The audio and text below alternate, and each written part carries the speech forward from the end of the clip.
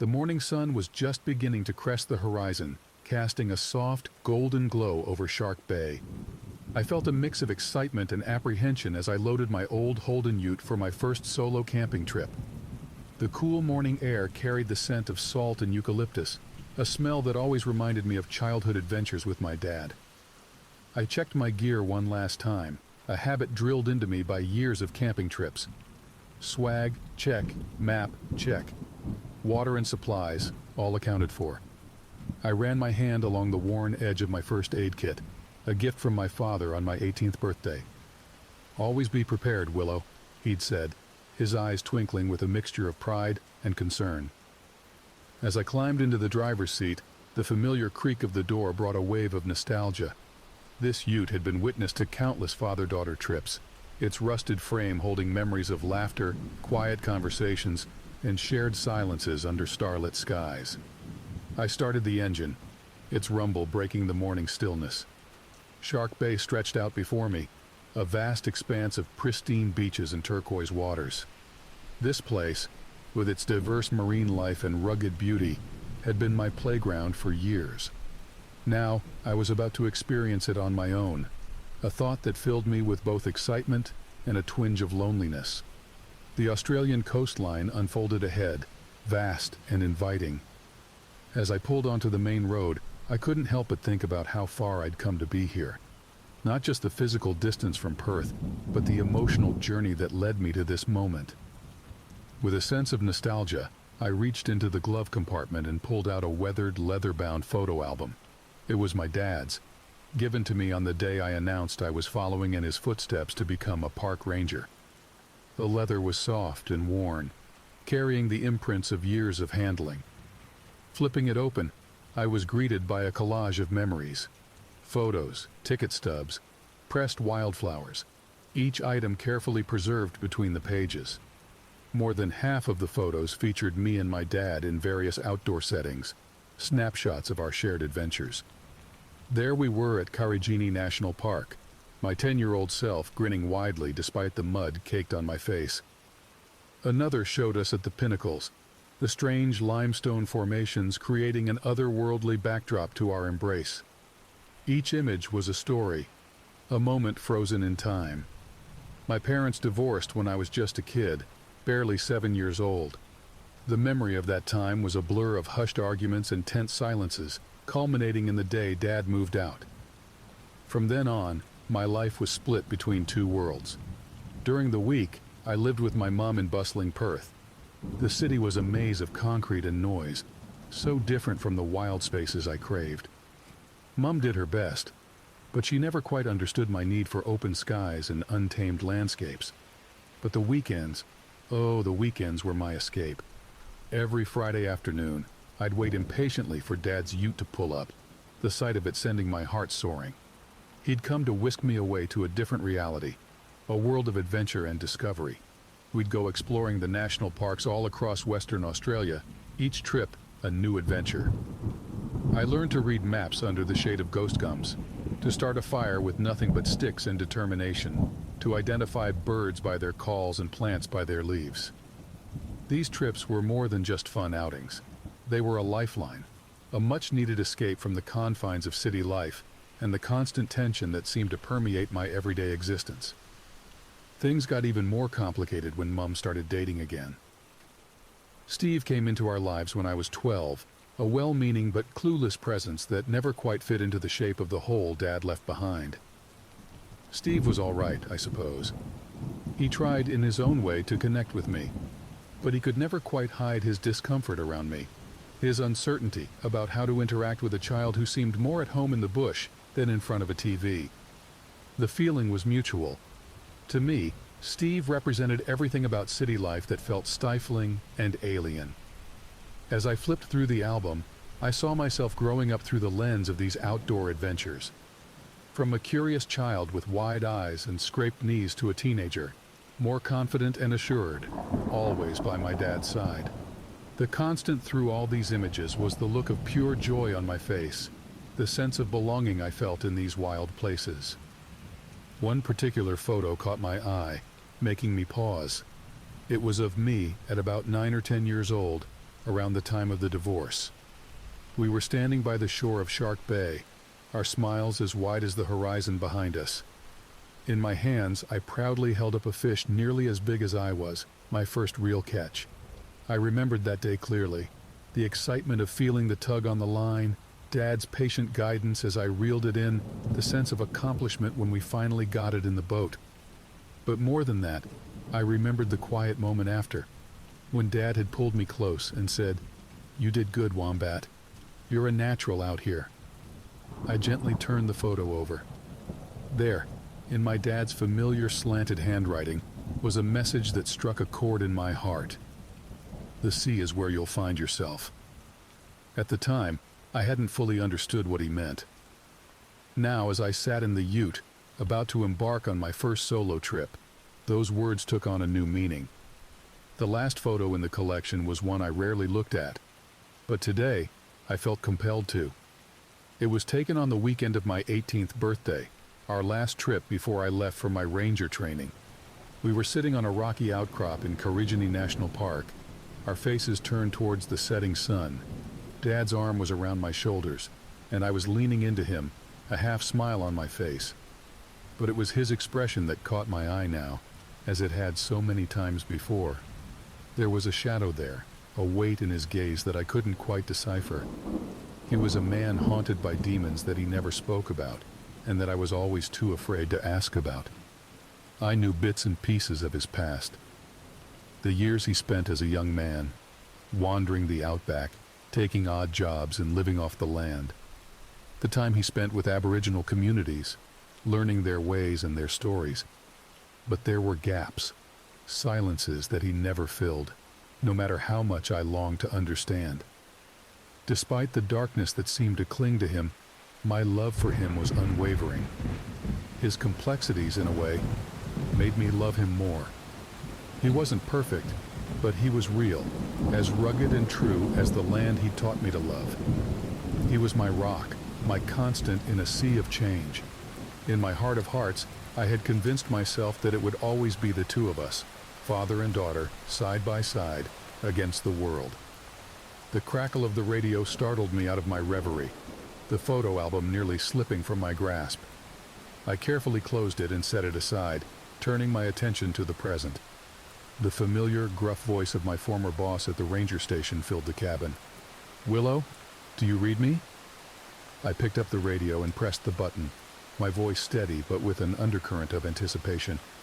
"This is Willow, reading you loud and clear. What's the good word, Big Mike?" "Just checking in to see if you're all set for your solo trip," Big Mike replied, his voice crackling slightly over the radio. "Yeah, all good here. Just about to head out," I smiled, appreciating his concern. Big Mike had been a constant presence since I started my ranger training, a gruff but caring mentor who reminded me a bit of my dad. "Remember, kiddo, the bay can be unpredictable. Keep your wits about you and don't take unnecessary risks," he advised, his tone serious.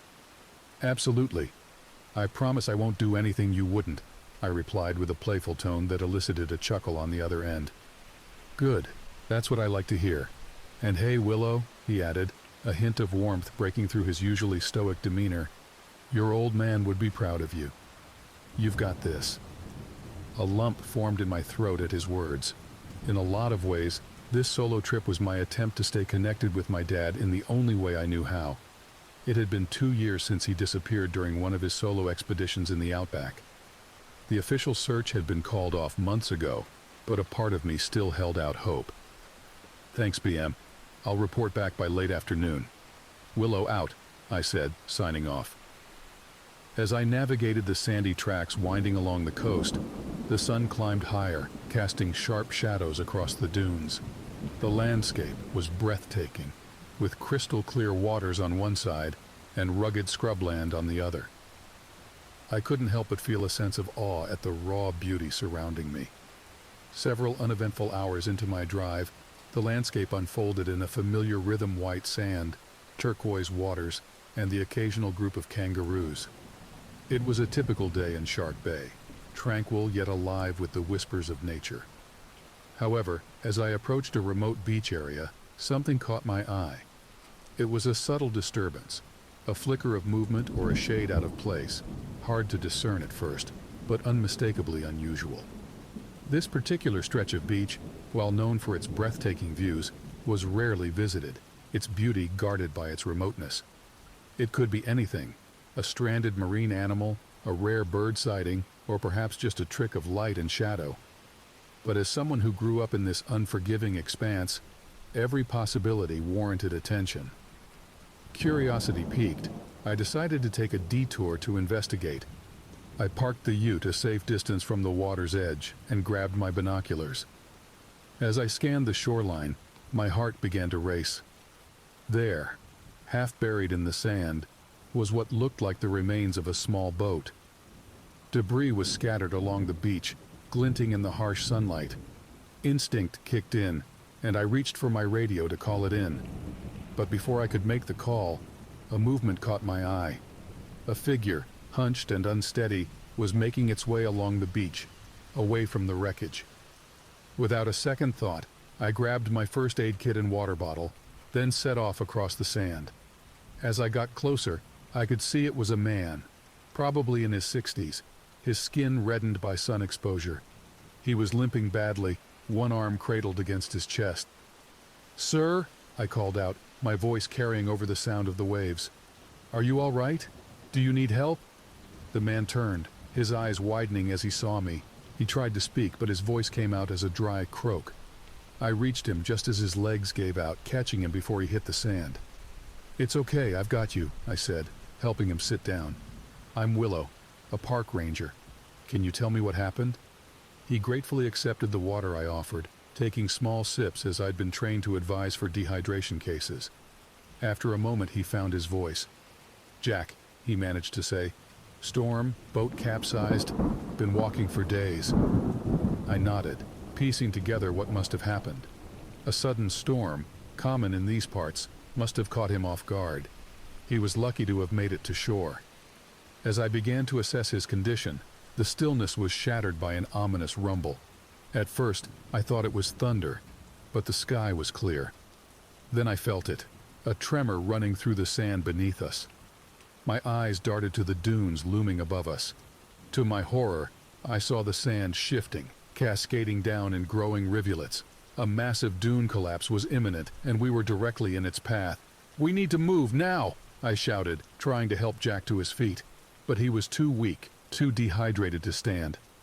Time seemed to slow as I watched the dunes start to give way. In that moment, all my training, all my father's lessons, crystallized into a single, desperate plan. I hooked my arms under Jack's shoulders and began to drag him towards my ute. The sand was already pooling around our feet, making each step a struggle. The roar of the collapsing dune filled my ears, drowning out everything else. We were still meters away from the ute when I realized we weren't going to make it. With a final surge of strength, I changed direction, aiming for a large piece of driftwood half buried in the sand. Just as we reached it, the full force of the dune collapse hit us. I pushed Jack behind the makeshift barrier and threw myself over him, using my body as an additional shield. The world erupted into chaos. Sand pummeled us from all sides, the force of it stealing the breath from my lungs. I could feel the driftwood creaking and shifting under the onslaught, but miraculously, it held. When the roar finally subsided and the last of the sand settled, I cautiously lifted my head. The landscape had been transformed. Where my ute had been parked was now a small hill of sand. The beach was unrecognizable, buried under tons of displaced earth. As the dust cleared, I turned my attention back to Jack. He was conscious, but barely. The ordeal had taken what little strength he had left. "Hang in there, Jack," I said, trying to keep my voice steady despite the fear and adrenaline coursing through me. "I'm going to get us out of this." But as I surveyed our situation, the gravity of it hit me. My ute was buried, along with our only means of communication. We were injured, with limited supplies, in one of the most remote parts of Shark Bay. As the sun beat down mercilessly, I realized our survival story was just beginning, and somewhere in the back of my mind, I could almost hear my father's voice. "Remember, Wombat, in the outback, you're never as alone as you think you are." Little did I know how prophetic those words would prove to be. With Jack barely conscious and our situation dire, I knew I had to act fast. The first priority was to get us both out of the sun and assess our injuries. I scanned the area, looking for any form of shelter. About 50 meters down the beach, I spotted a small outcropping of rocks that formed a shallow cave. It wasn't much, but it would have to do. "Jack," I said, gently shaking his shoulder. "I need to move us to some shade. It's going to hurt, but I need you to try and help me if you can." He nodded weakly, his eyes unfocused but determined. With great effort, we managed to half walk, half crawl to the rocky shelter. By the time we made it, we were both drenched in sweat and gasping for breath. Once in the shade, I did a quick assessment of our injuries. Jack was in rough shape, dehydrated, sunburnt, with possibly a broken arm and several deep cuts. I wasn't much better off. My arms were scraped raw from shielding us from the sand, and a sharp pain in my side suggested I might have cracked a rib. I dug through my pockets, grateful to find that my small first aid kit was still intact. It wasn't much, but it would have to do. I cleaned and bandaged the worst of our cuts, then fashioned a makeshift sling for Jack's arm using strips torn from my shirt. "We need water," Jack mumbled, his voice hoarse. He was right. The little water I had in my bottle wouldn't last long in this heat. I remembered passing a small freshwater creek about a kilometer back up the coast. It was a risk to leave Jack alone, but without water, we wouldn't last long. "I'm going to get us some water," I told him. "I need you to stay here and rest. Can you do that for me?" He nodded, already drifting off into an exhausted sleep. The walk to the creek was grueling. Every step sent jolts of pain through my side, and the sun seemed to be actively trying to bake me alive. But the thought of Jack waiting for me, and the memory of my father's lessons on perseverance, kept me going. When I finally reached the creek, I almost cried with relief. The water was clear and cool, a lifeline in this harsh environment. I filled my water bottle and drank deeply, then refilled it for Jack. On my way back, I gathered what edible plants I could find, some samphire, beach spinach, and even a few pigface fruits. It wasn't much, but it would help keep our strength up. As I approached our makeshift shelter, a movement caught my eye. Something was moving in the scrub near where Jack was resting. My heart raced. Could it be a dingo? Or something worse? I quickened my pace, ignoring the pain in my side. As I got closer, I realized it wasn't an animal at all. It was a person. A young Aboriginal man was crouched next to Jack, examining him with a look of concern. He looked up as I approached, his expression a mix of surprise and wariness. "G'day," I said, trying to keep my voice calm despite my racing heart. "I'm Willow. I'm a park ranger. This is Jack." His boat capsized, and I found him on the beach. The man stood slowly, his eyes never leaving mine. He was dressed in traditional clothing, with intricate designs painted on his skin. There was something about him that seemed out of place, as if he belonged to a different time. "I am Jira," he said, his voice low and melodious. "Your friend is very sick. He needs help." I nodded, relief washing over me at finding a potential ally. "Yes, he does. We both do. Our vehicle is buried under the sand and we have no way to call for help. Do you have a way to contact emergency services?"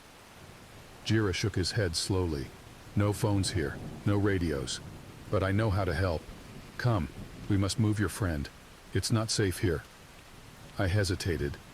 Every instinct I had as a ranger told me to stay put and wait for rescue. But something in Jira's eyes, a wisdom and certainty that seemed beyond his years, made me reconsider. "Not safe?" I asked. "What do you mean?" Jira's gaze drifted to the horizon, where the sun was beginning to set in a blaze of orange and red. "Night is coming, and with it, things that should not be seen. We must go. Now." As if to emphasize his point, a low, mournful howl echoed across the landscape. It wasn't like any animal call I'd ever heard before. It sent a chill down my spine, despite the lingering heat of the day. Jira's expression grew urgent. "We must hurry. Can you carry your friend? I nodded, pushing aside my questions and doubts. Whatever was going on, Jira seemed to know more about this place than I did, and right now, he was our best hope for survival. Together we managed to get Jack to his feet. With Jira leading the way, we set off into the gathering darkness, leaving behind the beach and the buried ute. As we walked, I couldn't shake the feeling that we were being watched by unseen eyes. Little did I know we were about to embark on a journey that would challenge everything I thought I knew about this land and its ancient secrets. The real adventure was just beginning. As we trudged through the scrubland, the last rays of sunlight faded, plunging us into near darkness. Jira seemed to navigate effortlessly, his feet finding sure footing where I stumbled. Jack's weight grew heavier with each step, his labored breathing a constant reminder of his fragile condition. "How much further?" I asked, my voice strained from the exertion. Jira glanced back, his eyes glinting in the moonlight. "Not far now. There's a cave system ahead where we can rest safely for the night." As we walked, I couldn't shake the feeling of unease. The bush at night was alive with sounds, the rustle of nocturnal animals, the hoot of an owl, the distant bark of a dingo. But there was something else, a tension in the air that I couldn't quite place. After what felt like hours, we reached a rocky outcropping. Jira led us to a narrow opening, barely visible in the darkness. "Watch your head," he warned, as we ducked inside. The cave was cool and damp, a stark contrast to the warm night air outside. Jira quickly got to work, gathering dry leaves and twigs from the cave floor. With practiced ease, he started a small fire, its warm glow filling the space. In the firelight, I could finally get a good look at our surroundings. The cave was larger than I'd initially thought, extending back into darkness. Ancient Aboriginal paintings adorned the walls, their ochre hues vibrant even after countless years. "This place is sacred to my people," Jira explained, noticing my gaze. "It has sheltered us for generations." We carefully lowered Jack onto a bed of leaves Jira had prepared. His face was flushed with fever, his breathing shallow. I dampened a cloth with water from my bottle and placed it on his forehead, hoping to bring down his temperature. "He needs medicine," I said, worry creeping into my voice. "And proper medical attention. We need to find a way to contact emergency services." Jira nodded solemnly. "In the morning, I will take you to a place where your radio might work. But for tonight, we must rest and regain our strength." He reached into a pouch at his waist and pulled out a handful of leaves. "Chew these," he said, offering them to me. "They will help with the pain and give you strength." I hesitated for a moment, then took the leaves. They were bitter. But as I chewed, I felt a cooling sensation spread through my body, easing the ache in my muscles. As the night wore on, we took turns watching over Jack and tending the fire. Jira shared some of his knowledge about the land, pointing out which plants could be used for food or medicine. His deep connection to the country was evident in every word he spoke. In the early hours of the morning, as I sat by the fire, I heard Jack stir. His eyes fluttered open, more lucid than they had been since I found him. Where are we?" he asked, his voice weak but clear. I quickly moved to his side, relief washing over me. "We're safe," I assured him. "How are you feeling?" "Like I've been through a ringer," he said with a weak chuckle. "But I'm alive, thanks to you." As dawn broke, Jira led us out of the cave. The landscape looked different in the morning light, less threatening but no less vast. We set off towards higher ground where Jira believed we might get a signal on the radio. The hike was challenging, especially with Jack's condition, but we moved steadily. As we climbed, I couldn't help but marvel at the resilience of the human spirit. Here we were, 3 strangers brought together by circumstance, working as one to survive. Finally, we reached a high point overlooking the bay. The view was breathtaking, the turquoise waters stretching out to the horizon. I pulled out my radio, praying that it would work. "This is Ranger Willow Arnhem. Does anyone copy? Over?" I repeated the call several times, each moment of silence stretching out agonizingly. Then, miraculously, a crackle of static, followed by a voice. "This is Shark Bay Base. We read you, Willow. What's your situation? Over." Relief flooded through me as I explained our situation and coordinates. A rescue helicopter was dispatched immediately. As we waited for rescue, I turned to Jira. "Thank you," I said, my voice thick with emotion. "We wouldn't have survived without you." Jira nodded, a small smile on his face. "This is my country. It's harsh, but it provides for those who respect it." When the helicopter arrived, the paramedics quickly assessed Jack's condition and prepared him for transport. As they were loading him, Jira slipped away quietly, disappearing into the bush as silently as he had appeared. As the helicopter lifted off, I looked down at the vast expanse of Shark Bay below. I thought about the events of the past day, the danger, the fear, but also the incredible human connection and the ancient wisdom of the land that had saved us. I knew that when I returned home, I'd have a lot to process. But I also knew that this experience had changed me, deepening my respect for this wild, beautiful country and the people who had called it home for thousands of years. The outback had tested me, pushed me to my limits, but in doing so, it had also shown me my own strength and resilience. As we flew toward civilization, I felt a profound sense of gratitude for survival, for new friendships, and for the enduring spirit of the Australian wilderness.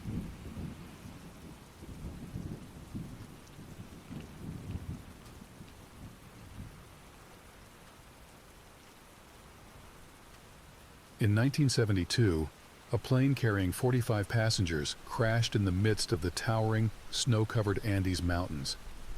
A group of passengers miraculously survived, but now faced the most challenging task: surviving in the harsh conditions of this unforgiving place.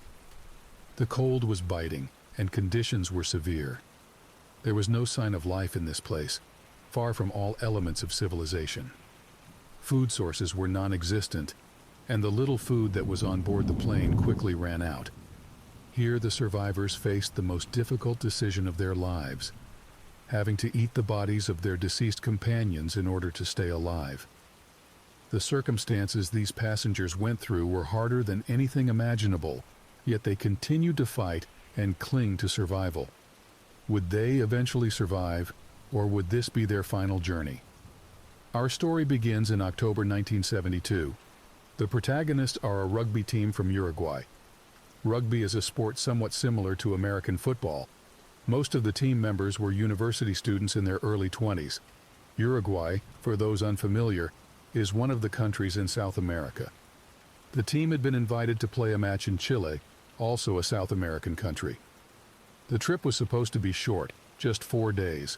They planned to leave on Thursday and return on Monday.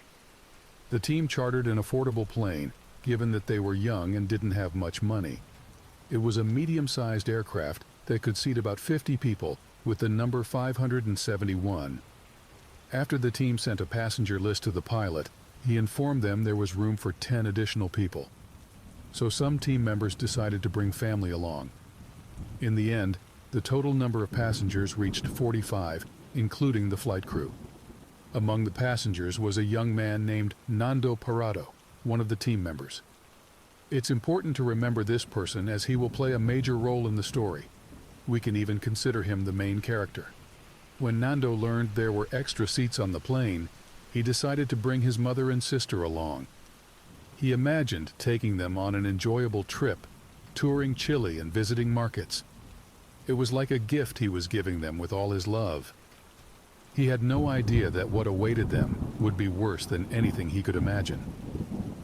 Their journey began on Thursday, October 12, 1972. They departed from Montevideo, Uruguay, heading to Santiago, Chile. They had to fly over Argentina and the Andes mountain range, towering mountains stretching long distances, considered the highest in South America. But due to bad weather that day, the pilot decided to land in Mendoza, Argentina, located just before the Andes. They spent that night in Argentina and resumed their journey on the morning of Friday, October 13th. In Western culture, Friday the 13th is considered an unlucky day. The pilot and team members weren't thinking about this at the time, but what would happen that day would indeed be the worst thing they could imagine. The plane they were on was a Fairchild FH-227, considered one of the worst in terms of design. Its engines were weak relative to its weight, making it prone to accidents. The passengers were unaware of this information. If they had known, they likely wouldn't have chosen to fly on it. During the flight, the plane had to cross over the Andes Mountains. This posed a significant risk, especially with the bad weather and weak engines. The pilot planned to circle around the southern end of the Andes range and cross through a low pass, avoiding flying at high altitudes. The mood on the plane was cheerful and lively. Passengers were playing games and singing, unaware of the danger ahead. In a pivotal moment, Nando traded seats with a friend, a decision that would later determine who would survive and who would perish. The plane reached the southern end of the Andes, and the pilot turned west towards the city of Curico. But here, a fatal error occurred. The pilot reported to air traffic control in Santiago that they were over Curico, when in fact they were still over the Andes Mountains. This mistake in determining their position would lead to disaster. The pilot thought they had passed the mountains and began descending, but visibility was poor due to clouds and storms surrounding the Andes peaks. Suddenly, the pilot and passengers found themselves face to face with a towering mountain. The pilot desperately tried to pull the plane up, but the weak engines couldn't provide enough power to climb at the required speed. The plane struck the mountain, and in an instant, the tail and wings were torn off. Most of the fuselage disappeared, leaving only the front section. In that horrifying moment, several passengers were ejected with the disintegrating parts, especially those seated in the rear of the plane. The front section continued sliding down the snowy slope, with the remaining passengers inside clinging to life. The following moments were chaotic and terrifying, with seats flying loose and passengers' bodies colliding. Despite the catastrophic crash, there was an element of luck. The pilot's final attempt to pass through a curve in the mountain saved the front of the plane, and its relatively smooth slide down the snow saved many lives. In the end, out of the 45 passengers, 33 survived the initial impact, but many were seriously injured. In the first hours after the crash, the survivors tried to comprehend the tragic situation they found themselves in. They were at an altitude of about 3,600 meters above sea level, in an environment none of them were accustomed to. Snow and storm surrounded them on all sides, and the biting cold penetrated to their bones. The less injured survivors tried to help those more severely hurt. The scene was tragic. Scattered bodies, unconscious individuals, others suffering from fractures and serious injuries. Nando, who was still unconscious, was placed near the plane's exit, exposed to the severe cold. Here, something strange and amazing happened. Nando had suffered internal bleeding in his brain, and according to medical experts, his exposure to extremely low temperatures may have helped save his life. The intense cold helped limit brain swelling and reduce bleeding. This was like an unintended miracle. After 3 days, Nando began regaining consciousness. He was in a state of confusion, trying to understand what had happened. His friends, not considering his fragile health condition, bombarded him with the bad news all at once. The plane crash, his mother's death, and his sister's severe injuries. Despite the shock, Nando quickly grasped the situation. He asked about his sister and tried to comfort her when he learned of her location. He felt immense guilt for bringing her on this ill-fated journey. His sister was only 17 years old. After regaining his balance, Nando left the plane wreckage to see the surroundings. He was shocked by what he saw. Nothing but mountain peaks and endless snow in every direction. There was no sign of life. Not even animals existed in this harsh environment. The survivors hoped rescue teams would reach them soon. Indeed, 3 countries were participating in the search operations: Uruguay, Argentina, and Chile. But the problem was that the search area was vast, and weather conditions were extremely difficult. Additionally, The plane was white and had crashed on white snow, making it nearly impossible to spot from the air. The survivors heard the sounds of search planes flying overhead, and even glimpsed some from afar. But despite their attempts to attract attention, no one could see them. They held their breath and stood on edge, waiting for any news of their rescue. As days passed without being found, some began to lose hope. The idea that they had survived the initial crash seemed impossible, let alone surviving for several days in these harsh conditions. But the survivors themselves didn't lose hope and remained convinced they would be rescued. However, their situation was worsening day by day. Nando tried to stay by his sister's side and comfort her, but her injuries were too severe. On the 5th or 6th day, his sister passed away, reducing the number of survivors to 27. As more days passed, the survivors gradually lost hope, reaching the peak of despair on the 10th day. An important development occurred. The survivors had a small radio, and thanks to one person's expertise in electronics, they managed to create a makeshift antenna. This allowed them to pick up some radio stations and follow news about the search for them. But what they heard was shocking. Authorities announced that search operations had been halted, and they couldn't be found. This news shattered the last glimmer of hope for the survivors. At the same time, hunger had begun to gnaw at their bodies severely. They had consumed all the food from the plane days ago.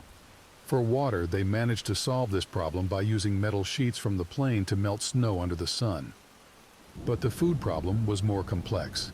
They tried to eat anything edible, including leather from luggage and plastic, but these desperate attempts were not enough. And here the idea they all feared began to emerge, eating the bodies of their deceased companions. The idea was horrifying and terrifying for everyone. Most of them completely rejected the idea at first, while some reluctantly accepted it. It was clear there was no other way to survive, either starve to death or eat the dead. There was no third option. Some refused the idea for religious reasons, while others couldn't accept the idea of eating human flesh, especially that of their friends. It was impossible for a normal person living in normal conditions to imagine themselves in this situation. But these survivors were on the brink of death, and their ability to endure and way of thinking had completely changed. In the end, they made the difficult decision. Due to the freezing cold, the bodies were well preserved, not decomposing. They needed tools to cut the meat, so they used pieces of glass from the plane's windows to make makeshift knives. They would take small pieces each time, not making large meals. Sometimes they would cook the meat, but due to the scarcity of wood and combustible materials, they rarely managed to light a fire. Most of the time they ate the meat raw. They all ate while disgusted with themselves. But when this meat entered their bodies and began to break down into proteins, fats, and carbohydrates, they felt energy returning to their bodies, even if only slightly.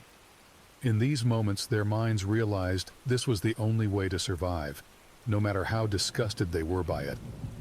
To cope better with this situation, they made an agreement among themselves. Anyone who died would allow the others to eat their body. They took photos of themselves with a camera found in the plane wreckage, and in some of these photos, parts of their companions' bodies can be seen. As days passed, they began to get used to this situation. It became part of their daily life in this place, their only source of food. They continued like this, clinging to any hope of survival, with no specific goal other than staying alive. But the difficulties didn't stop there. There was another danger awaiting them, one they were unaware of. The Andes Mountains, due to their towering height and the massive amounts of snow that fall on them, were prone to frequent avalanches. The tragedy was that the place where the plane wreckage had settled was like a valley surrounded by mountains on all sides, making it vulnerable to any avalanche that might come from above. Around the 15th day, the weather began to worsen, and large amounts of snow started falling on the area where they were. The survivors remained sheltered inside the plane's fuselage, and even built a wall-like structure using luggage and belongings to cover the opening of the fuselage. Heavy snowfall continued for about 3 days, and as the snow accumulated, the likelihood of avalanches increased. On the night of the 18th day, while the survivors were inside the plane's fuselage, they suddenly heard a sound like an explosion, as if it were a massive thunderclap. Immediately after, they felt a vibration in the ground, as if 1,000 horses were galloping towards them. In an instant, an avalanche hit the plane's fuselage, burying everyone under massive amounts of snow. The situation turned to chaos in a moment. Some were completely buried under the snow to the point where they could no longer move at all. This is one of the worst ways a person can die, being buried alive under snow in this deadly cold, unable to move or even breathe.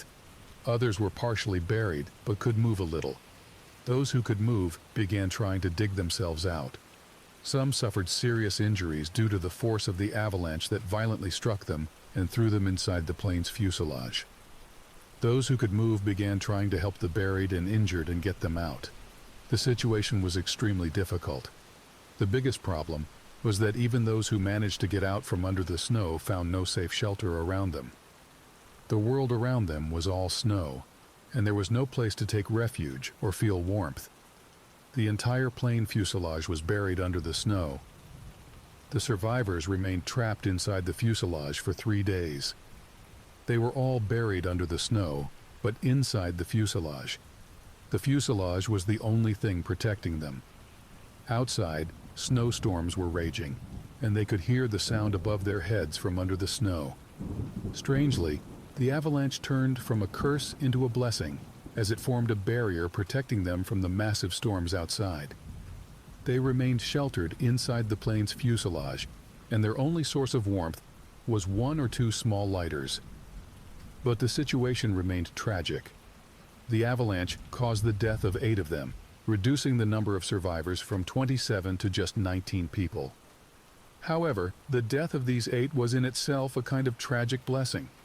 It provided the rest with an additional food source to live on, while at the same time reducing the consumption of the limited food sources they had. It's terrifying to talk about death in this way, but this was the reality they were living in. After 3 days under the snow, they finally managed to get out. The plane's fuselage was almost buried under the snow, but they slowly began removing the snow with their hands and cleaning the inside of the fuselage. The fuselage was like a home or shelter for them, the only place they could take refuge. As days continued to pass, the survivors began thinking of ways to get out of this predicament.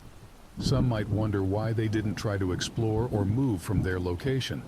In fact, they did try. They were particularly looking for the plane's tail, believing it might contain supplies or things that could help them. But these attempts always ended in failure. They couldn't move far from the plane's fuselage. The main reason was the depth of the snow. When they walked on the snow, their legs would sink into it, making walking extremely difficult. Additionally, the weather conditions were highly unpredictable. Suddenly, fierce snowstorms could hit, and without proper clothes or equipment to protect them, advancing in any direction was extremely difficult and dangerous. Even their eyes were affected. They had nothing to protect their eyes from the intense glare of the snow, making visibility difficult. All their initial attempts to explore the surrounding areas were unsuccessful. They would cover short distances and then return to the fuselage.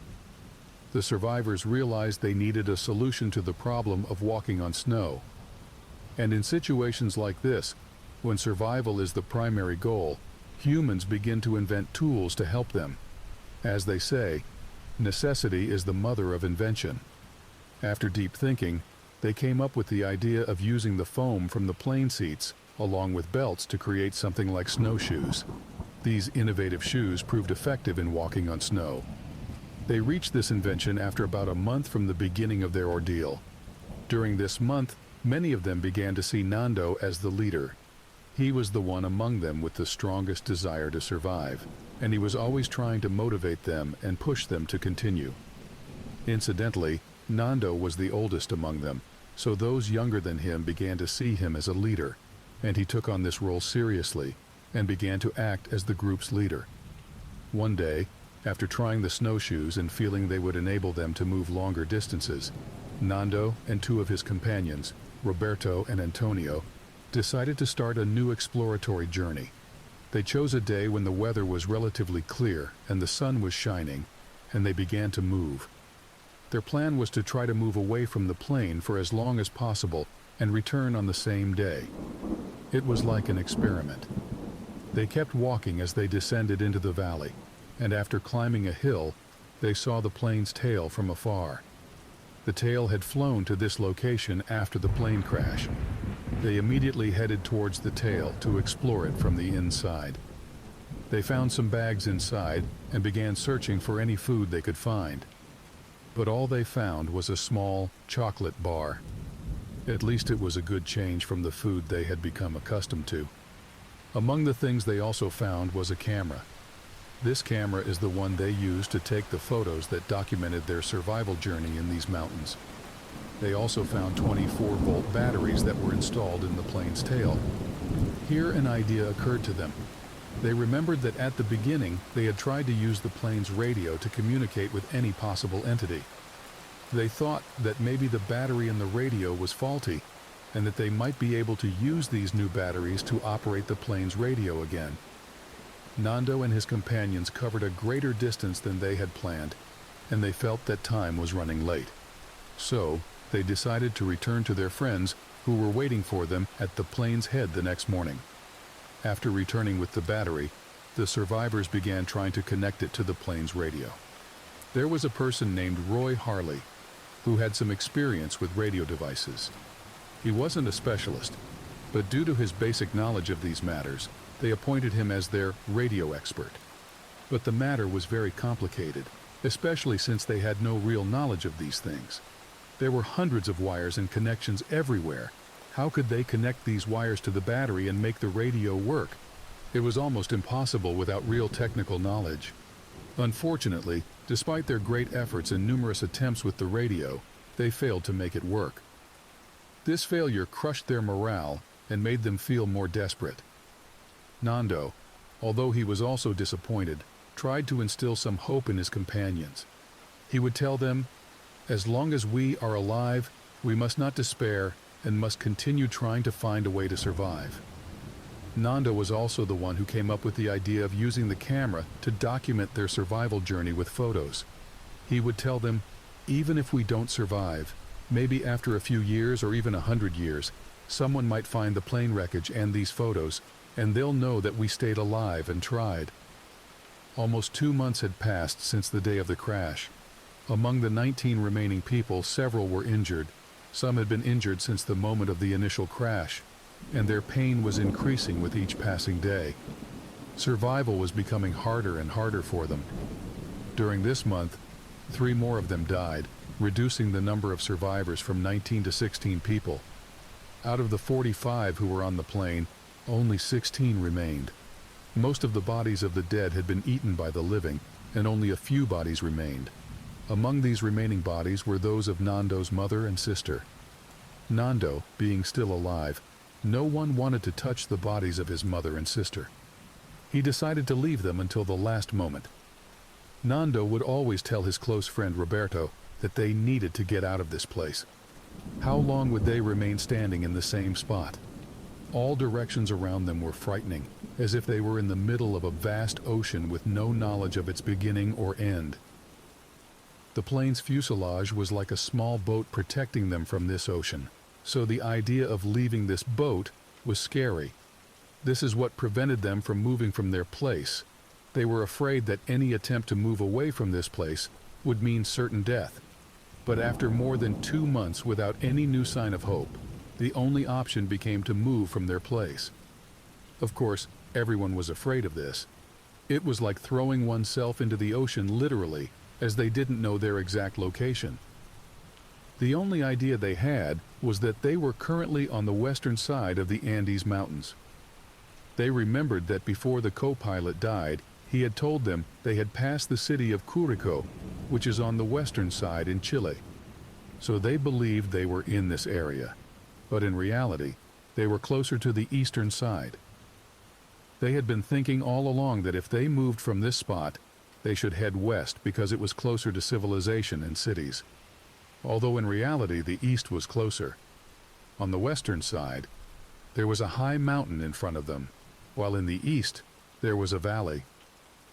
Going down to the valley would have been easier than climbing the mountain, but they thought that if they headed east, they would face higher and more difficult mountains, because they thought the east was far from them, while the west was close. This is what they believed, because they didn't know their real location. In reality, if they had headed east, they would have found a hotel about 20 kilometers from their location, and there were no high or towering mountains between them and the hotel.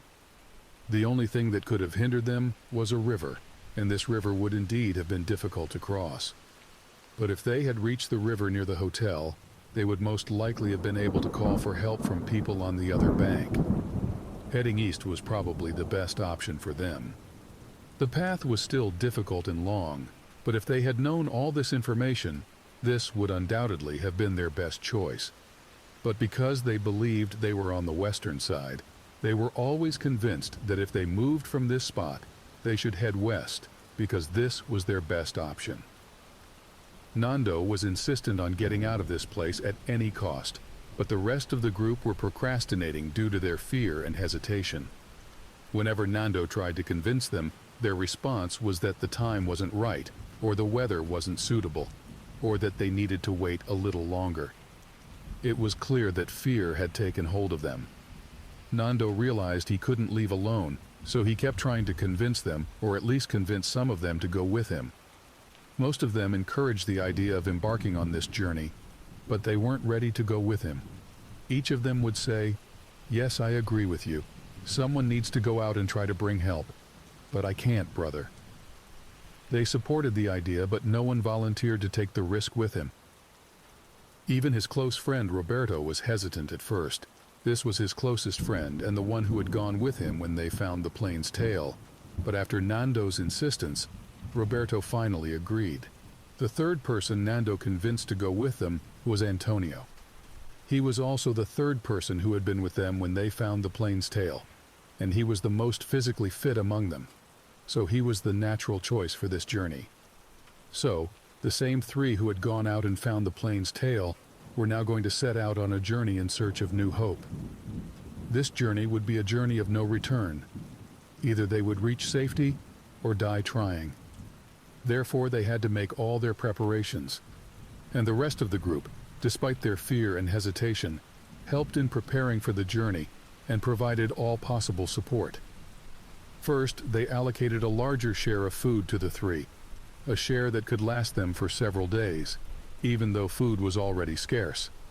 Second, they needed a way to protect themselves from the cold at night, as it was impossible to survive amidst these mountains without something to protect them. Here, one member of the group, named Carlos, collected heat-insulating materials from inside the plane's fuselage and sewed them together, using electrical wires to create something like a sleeping bag. The sleeping bag was large enough for the three of them and was very durable. Several of them took turns sewing it, and the sewing process itself took a few days. After preparing all the necessary items and tools, the trio, Nando, Roberto, and Antonio, bid farewell to their friends and set out on their difficult journey on December 12, 1972. The last thing Nando said to his friends who remained at the plane was that if they ran out of food and needed to use the bodies of his mother and sister, he gave them permission to do so. After that, the three headed west, and directly in front of them was a large mountain.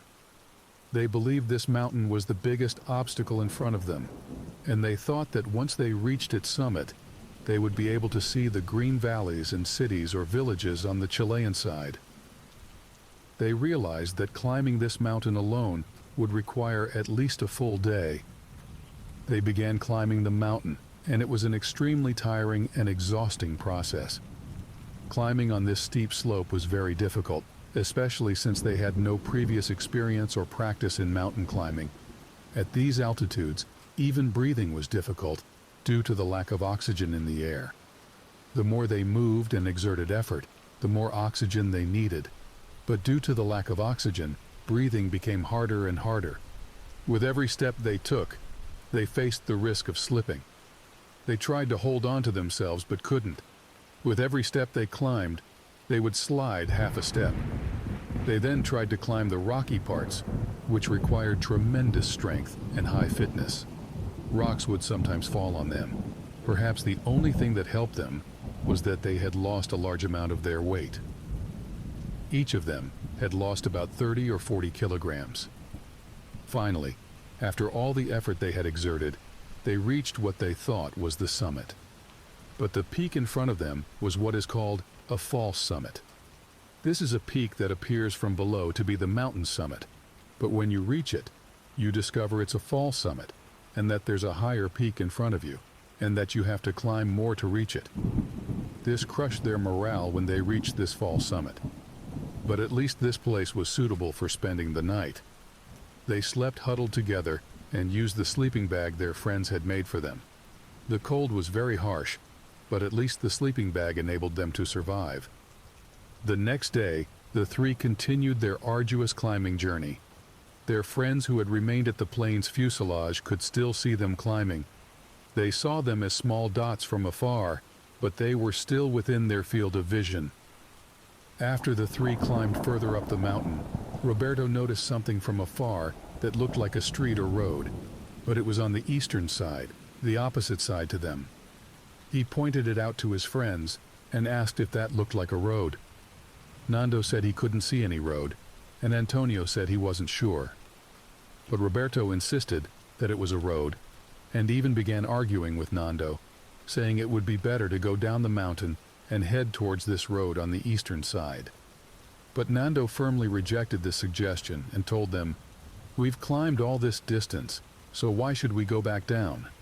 In fact, what Roberto saw was indeed a road used by people, but it was on the eastern side. They could have reached it if they had headed east, but now it had become far from them. Until this moment, they had believed they were closer to the western side, so they made the decision to continue their journey westward and continue climbing the mountain. The climb was extremely exhausting and took much longer than they had expected. They thought they would need one day to reach the summit, but it took them 3 days. The hope that drove them to continue climbing to the summit was that they would see the green valleys and villages or cities on the western side. This had always been their hope, that when they reached the summit, they would see these things. But the big shock came when they actually reached the summit. What they saw was snow-covered mountains extending as far as the eye could see. There were no fields, no green valleys, no cities, no villages, no signs of life at all. The amount of despair they felt at that moment is indescribable. After all this effort and all this hardship, the result was nothing. Nando, despite feeling all the emotions of despair at that moment, turned to his friend Roberto and said, "Let's continue, and whatever happens, happens. Either we reach safety, or we die trying." Roberto, although he was at the peak of despair at that moment, when he saw Nando speaking this way, felt energy returning to him again and said, "By God, you're right, my friend. We've come this far, so let's continue, and whatever happens, happens. Either we live together, or we die together." But being three was slowing down their movements, and in addition, their provisions and food had decreased significantly. So Nando turned to their third friend, Antonio, and said to him, "Antonio, you go back and give us what's left of your provisions and food, and return to the plane. Roberto and I will continue alone." Antonio agreed to this, gave them what was left of his provisions, and went back down the mountain. Of course, going down was 1,000 times easier and faster. It probably only took a few hours. When Antonio came down from the mountain, his friends who were at the plane saw him and went to him. He told them that they had seen nothing but mountains extending as far as the eye could see, and told them that Nando and Roberto had taken the rest of the provisions he had and decided to continue the journey on their own, and that nothing would stop them except death. Nando and Roberto continued walking westward. They came down from the mountain they were on top of, but from the other side. Under the mountain, there was a single path extending between the mountains, so they decided to follow this path. The mountains surrounding them were towering, but luckily, this time, they didn't have to climb any of these mountains. They were trying to follow the paths and valleys between these mountains. Of course, they sometimes had to climb some hills or small peaks, but they didn't have to climb a high mountain like the first one. Due to the size of the mountains surrounding them and the vastness of the place they were in, it was difficult for them to sense distance. They had no sense of the distance they had covered or would cover. And perhaps this was a blessing in itself, because if they had known how to calculate the distance, they might have felt despair. But all that occupied their thoughts at that time was just moving forward, and this certainly helped them psychologically. This arduous journey of theirs between the mountains continued for 10 days from the time they left their friends at the plain. But finally, after these 10 days, they reached the line that was for them the lifeline, the line where the snow ended and life began. This moment was like a new life for them. The joy and happiness they felt cannot be described. They began walking in the green valleys they had been dreaming of 10 days ago. Finally, they felt they had really returned to life. And even on their way, they saw a cow, so they began to tell themselves that there must be people somewhere near them. They were still in the midst of wilderness and nature, and hadn't seen people yet, but they felt they were getting close. They began to see trees, grass, flowers, and even water. Nando and Roberto say that in those moments they felt as if they had entered a 5-star hotel. The weather was beautiful, there was water, and they even had grass to eat. They felt that these simple things, which we see in our daily lives in an ordinary way, were the greatest thing in the world. During these 10 days, Nando and Roberto had covered more than 60 kilometers to reach the place they were now. But even after reaching these green valleys, they spent one more night in the open. The next morning, they continued their journey and reached a river. And here was the surprise. There was a man riding a horse on the opposite bank. They began shouting at him and gesturing to him. Communication between them was difficult, because the river separating them was quite large, and the sound of the rushing water was loud, so they couldn't hear each other. Of course, the man on the horse was surprised in turn at how these people had reached the top of these mountains, because they were still considered to be in the mountains, even though they had descended quite a distance. Of course, Nando and Roberto had no option to cross the river by swimming because the river's current would have swept them away due to its strength. So the man on the other bank had an idea. He took a piece of paper and a pen, tied them to a stone, and threw them to the other bank towards Nando and Roberto. Nando took the paper and pen and immediately began writing a message explaining their situation. This is a real image of the letter Nando wrote. He wrote, "We come from a plane that fell in the mountains. We are from Uruguay. We have been walking for 10 days, and at the plane's fuselage there are still 14 injured people waiting for rescue. We have no food or provisions and need help as soon as possible. Please help us. We can't even walk anymore." Nando threw the letter to the man on the other bank, and signs of shock were clear on the man's face as he read what was written in it. After reading it carefully 2 or 3 times, he signaled to Nando that he understood the situation and indicated to them to stay where they were and that he would bring them help. Before he left, the man took a piece of bread and cheese and threw them towards Nando and Roberto. This bread and cheese were the first food other than human flesh they had tasted in the past 2 months.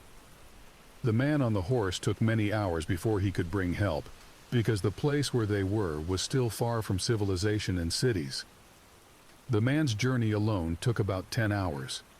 But finally, this man returned with a number of soldiers and military personnel who were able to rescue Nando and Roberto. These shots you see before you are real footage of the moment of their rescue and when they were found for the first time. Their condition was miserable, of course, and the signs of fatigue and suffering they had endured were evident on them. These shots and images were taken by journalists as soon as the news reached them. The journalists came with the military, as if they had suddenly appeared out of nowhere on top of the mountains. In this picture we see Roberto on the right and Nando on the left, and in the middle, the man who was on the horse and who can be considered their savior, whose name was Sergio Catalan. Imagine that the journalists didn't even give them time to breathe. They immediately began conducting interviews with them. One of the journalists even asked them, "How did you survive all this time? What were you eating?" Roberto was about to answer, but Nando intervened and told the journalist that they wouldn't answer this question. The journalists, frankly, were not behaving appropriately at all. These two men had just come out of hell, literally. They should have been left to rest a little, and they should have moved to rescue the rest of the survivors at the plane. The soldiers and security authorities tried to find out the location of their friends from Nando and Roberto. They brought them a map to try to determine their location.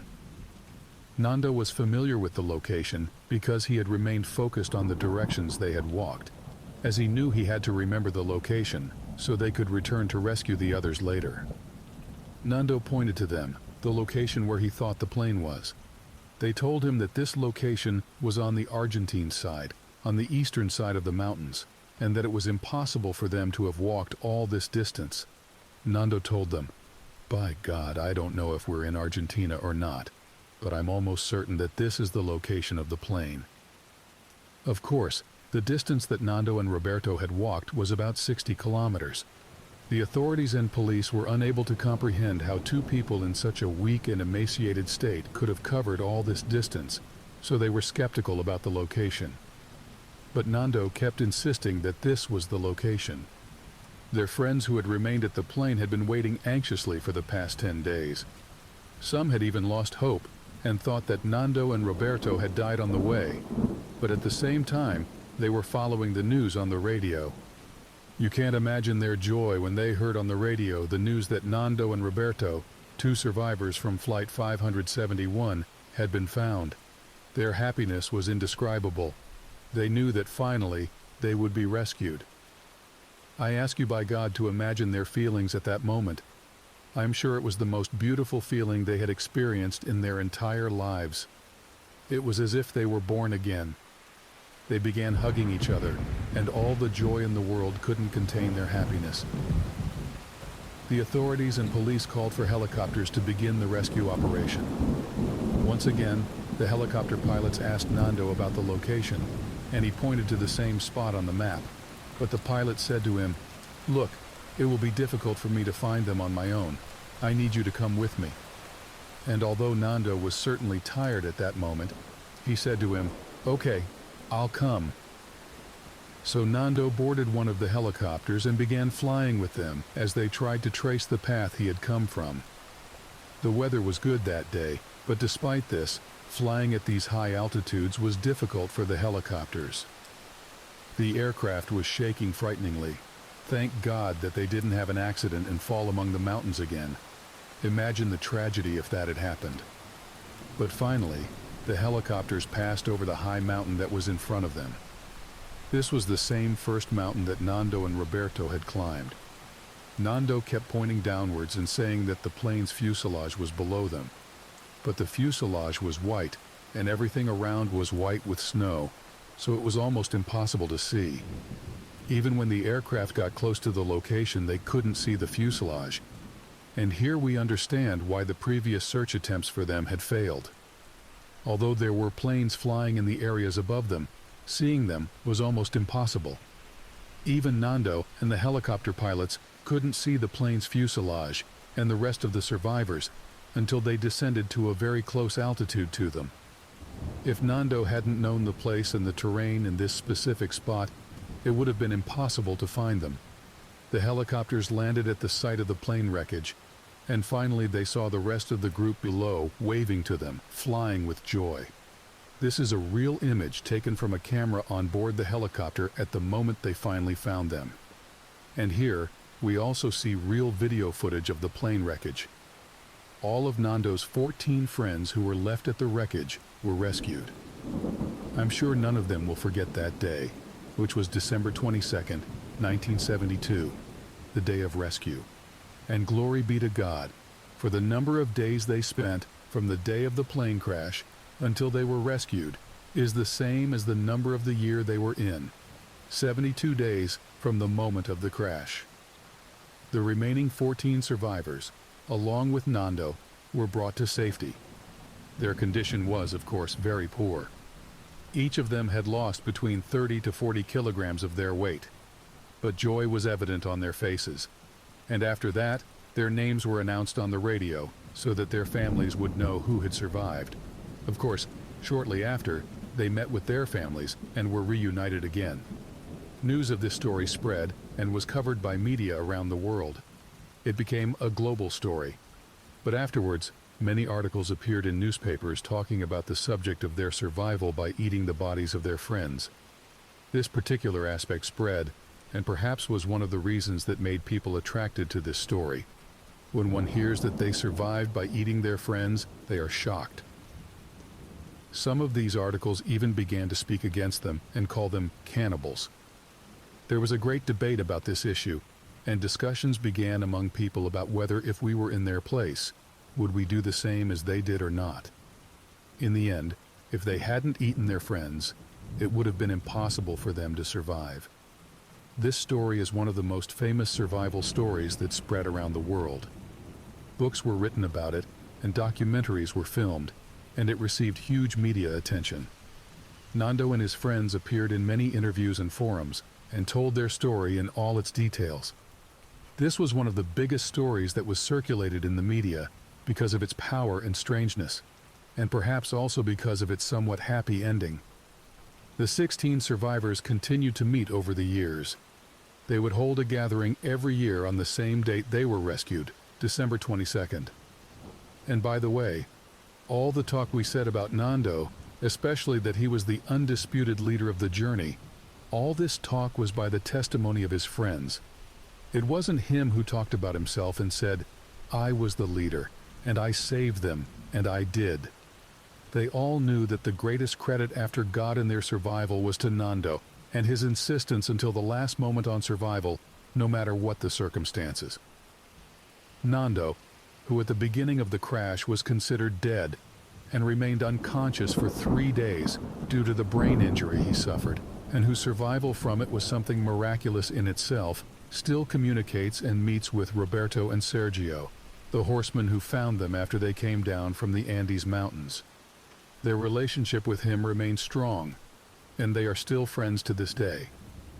At the end of the story, it's impossible for one of us to comprehend the conditions these people lived through amidst these mountains. We won't know their feelings and their psychological, mental, and physical state they were in, unless we were actually in their place. And finally, I conclude with a question for you. If you were in their place, do you think you would have been able to do what they did? Would you have been able to eat the flesh of your friends? And here we have reached the end of the story. Whoever hasn't subscribed to the channel, please subscribe and click on the bell button. And there are also other amazing stories you can listen to.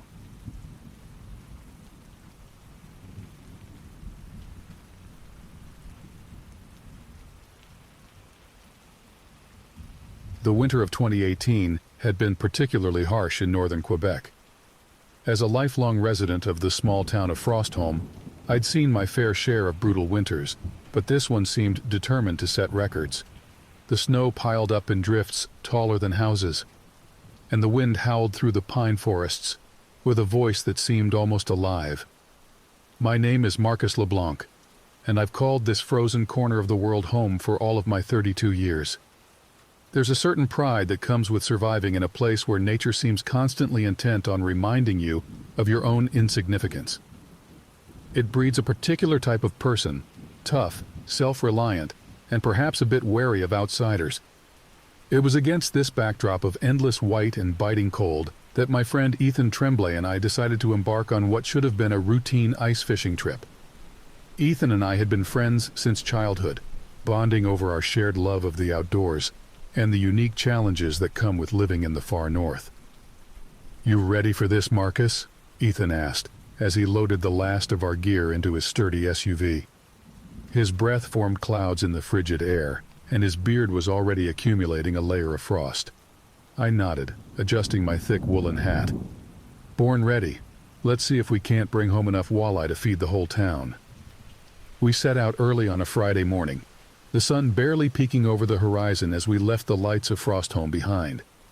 Our destination was Lake Silvermoon, a vast expanse of water that, in the grip of winter, transformed into a frozen plain, perfect for ice fishing. The drive took us through dense forests of pine and spruce, their branches heavy with snow. We chatted easily as we drove, discussing everything from local gossip to the latest hockey scores. It was the kind of comfortable conversation that only comes from years of friendship. "Heard anything more about those strange animal attacks out near Old Miller's farm?" I asked, remembering a conversation I'd overheard at the local diner a few days earlier. Ethan shrugged, his eyes never leaving the snow-covered road. "Just rumors, I reckon. You know how people get this time of year. Cabin fever makes folks see all sorts of things that aren't there." I nodded, but couldn't shake a feeling of unease. There had been an increasing number of stories circulating about livestock found mutilated in ways that didn't match any known predator. Some of the old-timers in town had started muttering about things best left alone, their eyes darting nervously as if afraid of being overheard. We arrived at Lake Silvermoon just as the sun had fully risen, casting an ethereal glow across the vast expanse of ice. The lake stretched out before us, a blank white canvas interrupted only by the occasional ice fishing hut dotting its surface. "Looks like we've got the place mostly to ourselves," Ethan observed as we unloaded our gear. "Must be our lucky day." If only we had known then how wrong he was. We spent the morning setting up our spot, drilling holes in the thick ice and setting up our portable shelter against the biting wind. By early afternoon, we had settled into the comfortable rhythm of ice fishing. Periods of quiet concentration interspersed with friendly banter and the occasional celebratory whoop when one of us landed a particularly impressive catch. As the short winter day began to wane, our cooler was pleasantly full of fish. The setting sun painted the sky in brilliant hues of orange and pink, reflecting off the ice in a spectacle that never failed to take my breath away. "We should think about heading back soon," I said reluctantly. As much as I loved being out here, I knew the dangers of being caught out after dark in this unforgiving landscape. Ethan nodded, beginning to pack up our gear. "Yeah, you're right. Sarah will have my head if I'm not back in time for dinner. Besides, I think we've more than proven our fishing prowess for one day." We loaded everything back into Ethan's SUV, our spirits high from a successful day on the ice. As we pulled away from the lake, neither of us could have imagined the terror that awaited us on the journey home, a journey that would challenge everything we thought we knew about the world and our place in it. The first sign that something was amiss came about halfway through our drive back to Frostholm. The sky, which had been clear all day, suddenly darkened as ominous clouds rolled in from the north. The wind picked up, howling through the trees with an almost mournful sound. "This doesn't look good," Ethan muttered, leaning forward to peer through the windshield at the rapidly deteriorating conditions. Weather report didn't say anything about a storm. I felt a knot of anxiety forming in my stomach. Winter storms in this part of the world were not to be taken lightly. They could appear seemingly out of nowhere and turn deadly in a matter of minutes. "Maybe we should turn back," I suggested, eyeing the rapidly accumulating snow on the road. Ethan shook his head. "We're closer to Frostholm than the lake at this point. Best to push on and get home."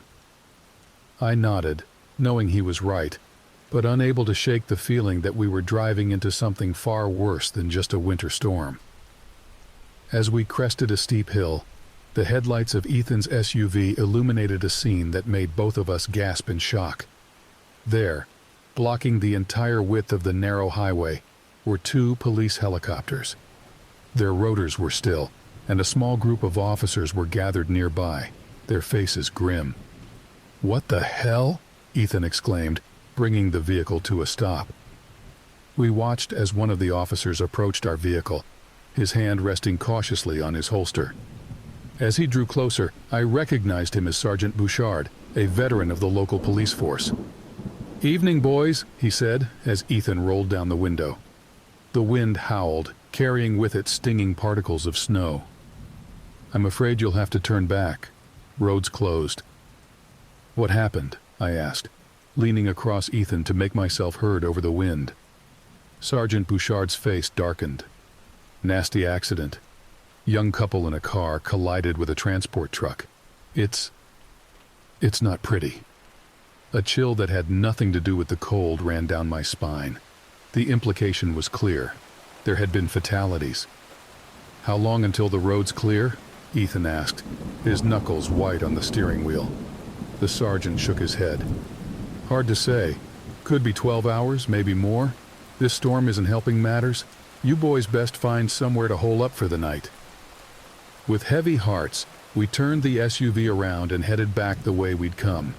The storm was intensifying, the wind throwing snow against the windshield with increasing fury. "What now?" I asked, trying to keep the worry out of my voice.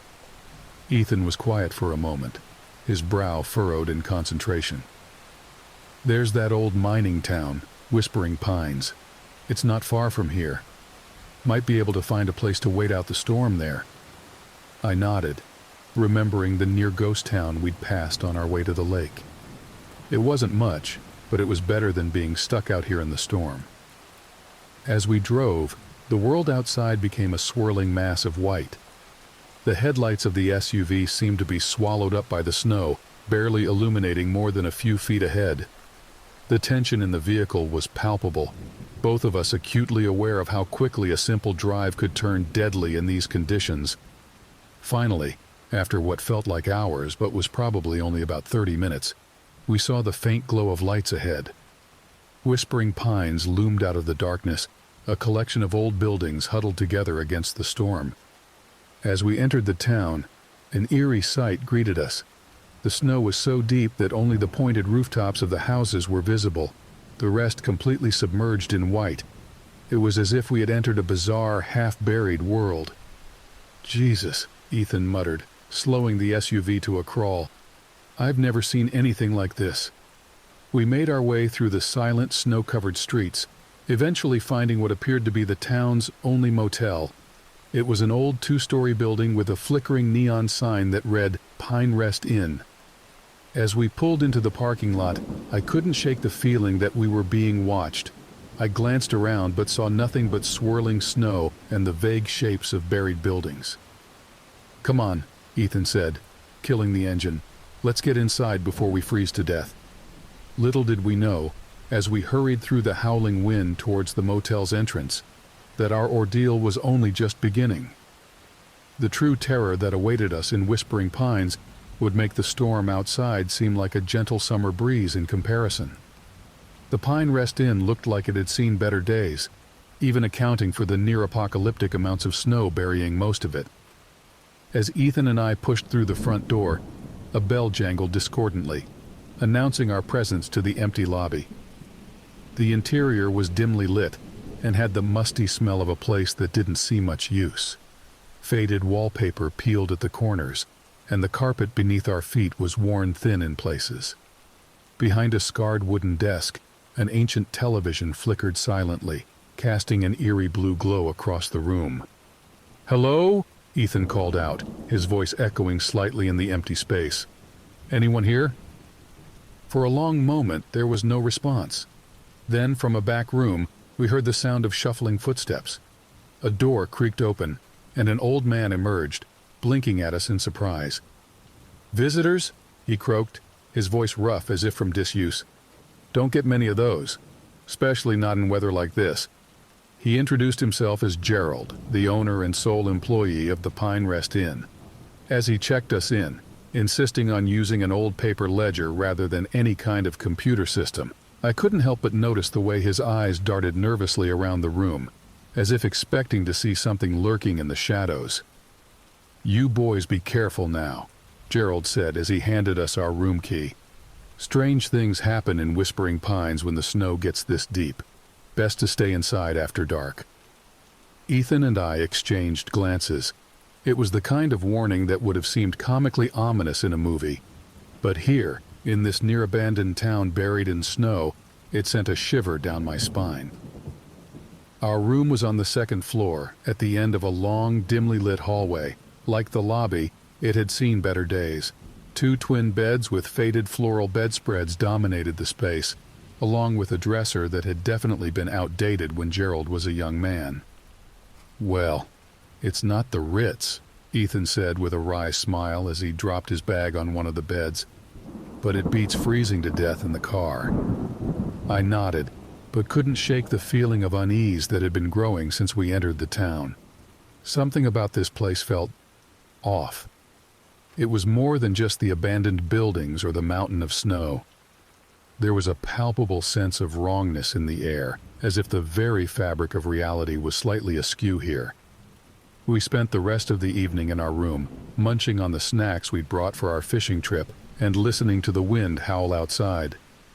The storm showed no signs of abating, and we resigned ourselves to the fact that we'd likely be stuck here until morning at least. As night fell, the already dim light outside faded to an impenetrable blackness. The ancient heating system in our room rattled and clanked, struggling against the intense cold. Despite the less than ideal conditions, exhaustion from our long day eventually caught up with us, and we decided to turn in for the night. I'm not sure how long I slept before the sound woke me. At first, I thought it was just the wind, which had been a constant background noise since we arrived. But as I lay there in the darkness, I realized this was something different. It was a voice, or voices carried on the wind. They were too faint to make out words, but the sound sent a chill through me that had nothing to do with the cold.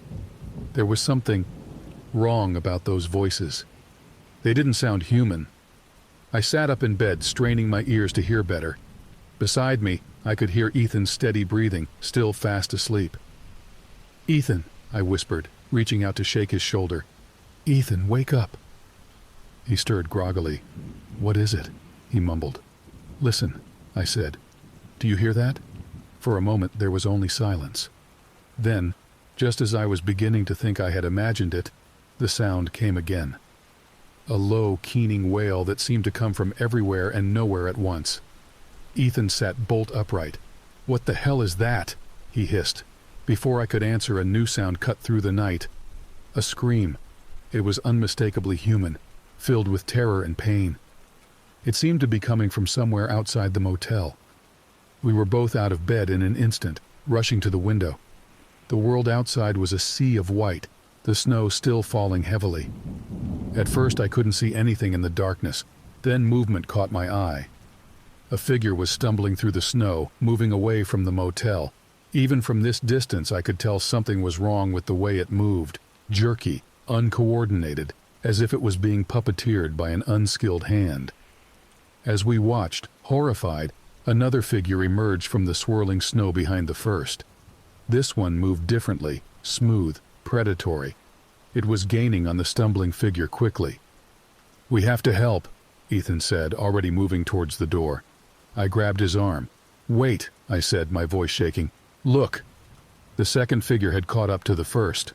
What happened next, I still have trouble believing, even though I saw it with my own eyes. The predator seemed to change. It grew larger, its form shifting and contorting in ways that should have been impossible. In the dim light, I caught a glimpse of razor-sharp claws and a muzzle filled with gleaming teeth. The scream that followed would haunt my nightmares for years to come. Ethan and I stood frozen at the window, unable to look away from the horrific scene unfolding before us. When it was over, the transformed creature, for I couldn't think of it as anything else, turned and looked directly at our window. Even from this distance, I could see its eyes glowing an unnatural red in the darkness. For a moment that stretched into eternity, it stared at us. Then, as quickly as it had appeared, it vanished into the swirling snow.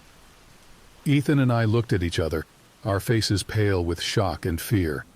Whatever was out there in the night, whatever had just happened, we both knew one thing for certain: our lives would never be the same again. Dawn broke over whispering pines, the pale light of the sun struggling to penetrate the thick cloud cover. The storm had finally passed, leaving behind a world transformed. The snow lay in drifts taller than a man, with only the occasional rooftop or treetop breaking the endless expanse of white. Ethan and I had barely slept after what we'd witnessed in the night. We spent the early hours of the morning huddled in our room, speaking in hushed voices about what we had seen. Neither of us could quite believe it. Yet we couldn't deny the evidence of our own eyes. "We need to tell someone," Ethan said for what felt like the 100th time. "The police, the rangers, someone." I shook my head. "And tell them what? That we saw some kind of monster attack someone in the middle of a snowstorm? They'll think we're crazy or drunk or both." Before Ethan could argue further, a commotion from outside caught our attention. We rushed to the window to see a battered pickup truck pulling into the motel parking lot. It was the first sign of life we'd seen in the town since our arrival. A man stepped out of the truck, and even from a distance I could tell he was unlike anyone I'd ever seen in Frostholm or the surrounding areas. He was tall and lean, with a shock of red hair that stood out starkly against the white landscape. But it was the way he moved that really caught my attention. Purposeful, alert, like a predator scanning for prey. "Come on," I said to Ethan, already moving towards the door. "Let's go see what's going on." We made our way down to the lobby, where we found Gerald in an animated conversation with the newcomer. As we approached, I could hear snatches of their discussion. "Third one this month, Gerald," the red-haired man was saying, his voice low and intense. "We can't keep ignoring this." Gerald shook his head, his eyes darting nervously to where Ethan and I stood. "Not now, Remy," he muttered. "We have guests." The man, Remy, turned to face us, his piercing green eyes seeming to look right through us. "Guests, eh?" he said, a hint of a smile playing at the corners of his mouth. "Bit of an odd time for a vacation, isn't it?" Ethan stepped forward, extending his hand. "I'm Ethan, and this is Marcus," he said. "We got caught in the storm last night. Our cars snowed in." Remy shook Ethan's hand, his grip firm. "Remy Beauchamp," he introduced himself. "Local hunter and problem solver, you might say." There was something in the way he said problem solver that sent a shiver down my spine. I couldn't shake the feeling that Remy knew more about what was going on in this town than he was letting on. "Actually," I said, deciding to take a chance, "we saw something last night. Something strange." Remy's eyes sharpened with interest. "Strange how?" I glanced at Ethan, who nodded encouragingly. Taking a deep breath, I recounted what we had witnessed the previous night. The inhuman sounds, the chase through the snow, and the terrifying transformation we'd seen. As I spoke, Remy's expression grew increasingly serious. When I finished, he turned to Gerald with a grim look. "You see," he said, "it's getting bolder. We need to act now before more people get hurt." Gerald looked like he wanted to argue, but instead just sagged, suddenly looking every one of his years. "What can we do?" he asked, his voice barely above a whisper. Remy's hand went to his belt, and for the first time I noticed the large hunting knife sheathed there. "What we should have done years ago," he said. "Hunt it down and end this, once and for all." He turned back to Ethan and me. "You boys know how to handle yourselves in the woods." Ethan and I exchanged glances. We were both experienced outdoorsmen. You had to be, living this far north. But this was something else entirely. "We can hold our own," Ethan said cautiously. "But what exactly are we dealing with here?" Remy's eyes gleamed with a mix of excitement and something darker. Fear, perhaps. "Something that shouldn't exist," he said. "Something that's been preying on this town for generations. The old-timers call it the Wendigo." The name sent a chill through me. I'd heard stories of the Wendigo growing up, a malevolent spirit of the northern forests associated with winter, famine, and forbidden acts. But those were just stories, campfire tales to scare children. Weren't they? "You can't be serious," I said, even as the memory of what I'd seen the night before flashed through my mind. Remy's face was grim. "I've never been more serious in my life," he said. "This thing has been terrorizing Whispering Pines for as long as anyone can remember. It's time we put an end to it." He looked at each of us in turn. "I could use some help," he said. "Extra eyes, extra hands. It's dangerous, I won't lie to you. But if we don't stop this thing, more people will die." I wanted to refuse. Every instinct I had was screaming at me to get in our car and drive as far away from this cursed town as possible. But then I thought of the figure we'd seen being chased last night, the scream that had echoed through the darkness. Could I really walk away, knowing what was out there? Ethan must have been thinking along the same lines. "We're in," he said, his voice steady despite the fear I could see in his eyes. Remy nodded, a grim smile on his face. "Good," he said. "We leave in an hour. Pack warm, and pack anything you think might be useful in a fight. We're not coming back until this is over, one way or another." As Ethan and I headed back to our room to prepare, my mind was reeling. How had a simple ice fishing trip turned into this? A hunt for a mythical monster in a town that seemed to exist outside of normal reality? Little did I know, this was just the beginning. The horrors that awaited us in the frozen wilderness would test not just our survival skills, but our very sanity, and not all of us would make it back alive. The next hour passed in a blur of frantic preparation. Ethan and I gathered every piece of warm clothing we had, layering up until we could barely move. We raided the small general store attached to the motel for additional supplies, extra batteries, energy bars, first aid supplies, anything we thought might give us an edge in the frozen wilderness we were about to enter. Remy met us in the parking lot, his truck idling, exhaust forming thick clouds in the frigid air. He'd changed into what looked like professional-grade winter gear, and the bed of his truck was loaded with equipment: snowshoes, climbing gear, and what looked suspiciously like heavy-duty animal traps. But it was the gun case he was carefully loading into the cab that really caught my attention. "What's that?" I asked, nodding towards it. Remy's face was grim as he secured the case. "Insurance," he said simply. "Let's hope we don't need it." As we climbed into the truck, I couldn't help but notice the way Gerald watched us from the motel doorway.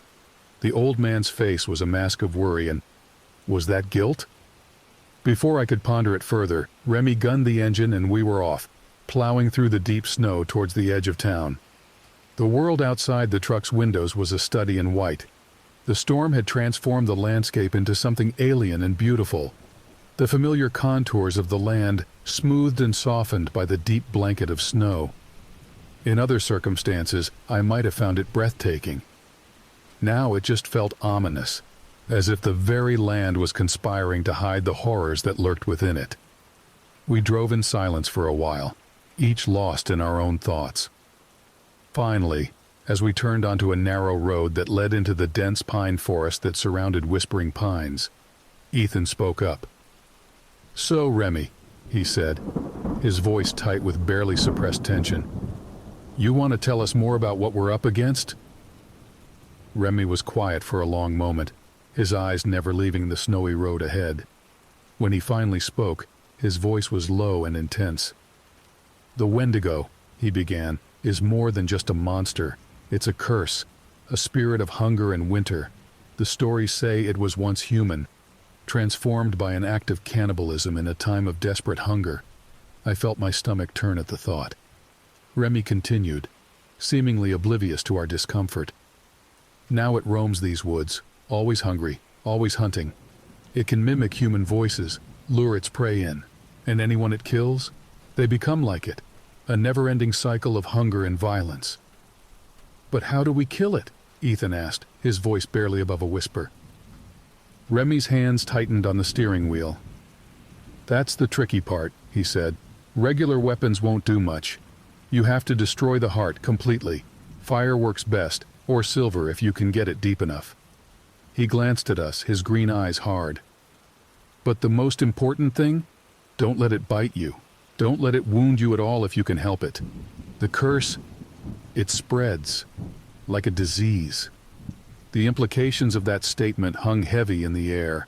I thought back to the figure we'd seen being chased the night before. Had that been a person, already infected? The thought made me shudder. We drove on in silence after that, the weight of our task settling over us like a shroud. The forest grew denser around us, the trees pressing close to the narrow road. More than once, Remy had to stop to clear fallen branches from our path. It was during one of these stops that we heard it, a long, mournful howl that echoed through the trees. It sounded like a wolf, but wrong somehow. Too deep, too human. Remy was back in the truck in an instant, his face pale. "It knows we're here," he said, his voice tight. "We need to move, now." He gunned the engine, the truck lurching forward through the snow. The howl came again, closer this time, much closer. "There!" Ethan suddenly shouted, pointing out the passenger window. I turned just in time to see a dark shape flit between the trees, moving far too fast for its size. For a brief moment, I caught a glimpse of glowing red eyes and razor-sharp teeth. Remy swore, swerving the truck sharply. The tires lost traction on the snow-covered road, and suddenly we were sliding, the world outside the windows spinning crazily. There was a sickening crunch of metal, a jolt that sent us all lurching forward against our seatbelts. Then stillness. The engine sputtered and died. For a long moment none of us moved. The only sound was our ragged breathing and the soft hiss of snow falling on the truck's crumpled hood. "Everyone okay?" Remy finally asked, his voice tight with pain. Ethan and I mumbled affirmatives, though my head was spinning and I could taste blood where I'd bitten my lip. "We need to move," Remy said, already reaching for the door handle. "It'll be on us any minute." As if in response to his words, that terrible howl split the air again. It was close. Too close. We scrambled out of the truck, Remy pausing only long enough to grab the gun case and a backpack of supplies. The cold hit me like a physical blow as soon as I stepped outside, the wind cutting through my layers of clothing. "This way," Remy said, gesturing towards a barely visible trail leading deeper into the forest. "There's an old trapper's cabin about 2 miles from here. If we can make it there, we might have a chance."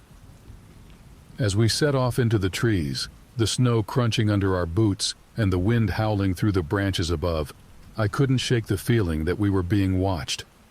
Hunted. The Wendigo was out there, somewhere in the white wilderness, and we were no longer the hunters. We were the prey. The trek through the snow-laden forest was grueling. Every step was a battle against the deep snow and the biting wind that seemed to cut right through our layers of clothing. Remy led the way, his movements purposeful despite the obvious pain he was in from the crash. Ethan and I followed, constantly scanning the trees around us for any sign of movement. The howls had stopped, but somehow that was even more unnerving. The forest was too quiet, as if every living thing was holding its breath, waiting for something to happen. "How much further?" Ethan gasped, after what felt like hours of trudging through the snow. Remy paused, consulting a battered compass. "Should be just over this ridge," he said, gesturing to a steep incline ahead of us. "Come on, we're almost there." As we began to climb, I couldn't shake the feeling that we were being watched. Every shadow seemed to move, every crack of a branch in the wind made me flinch. The stories Remy had told us about the Wendigo's ability to mimic voices kept replaying in my mind. How could we trust anything we heard out here?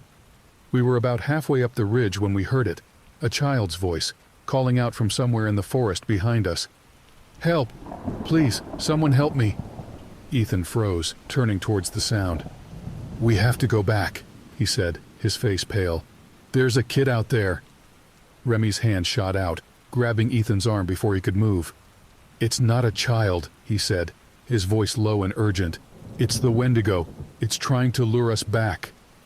As if to confirm his words, the voice called out again, but this time it changed mid-cry, shifting from a child's plea to a guttural growl that was barely human. "Run!"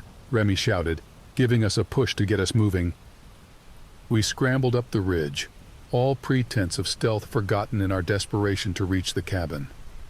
I could hear something moving through the forest behind us, branches snapping under its weight.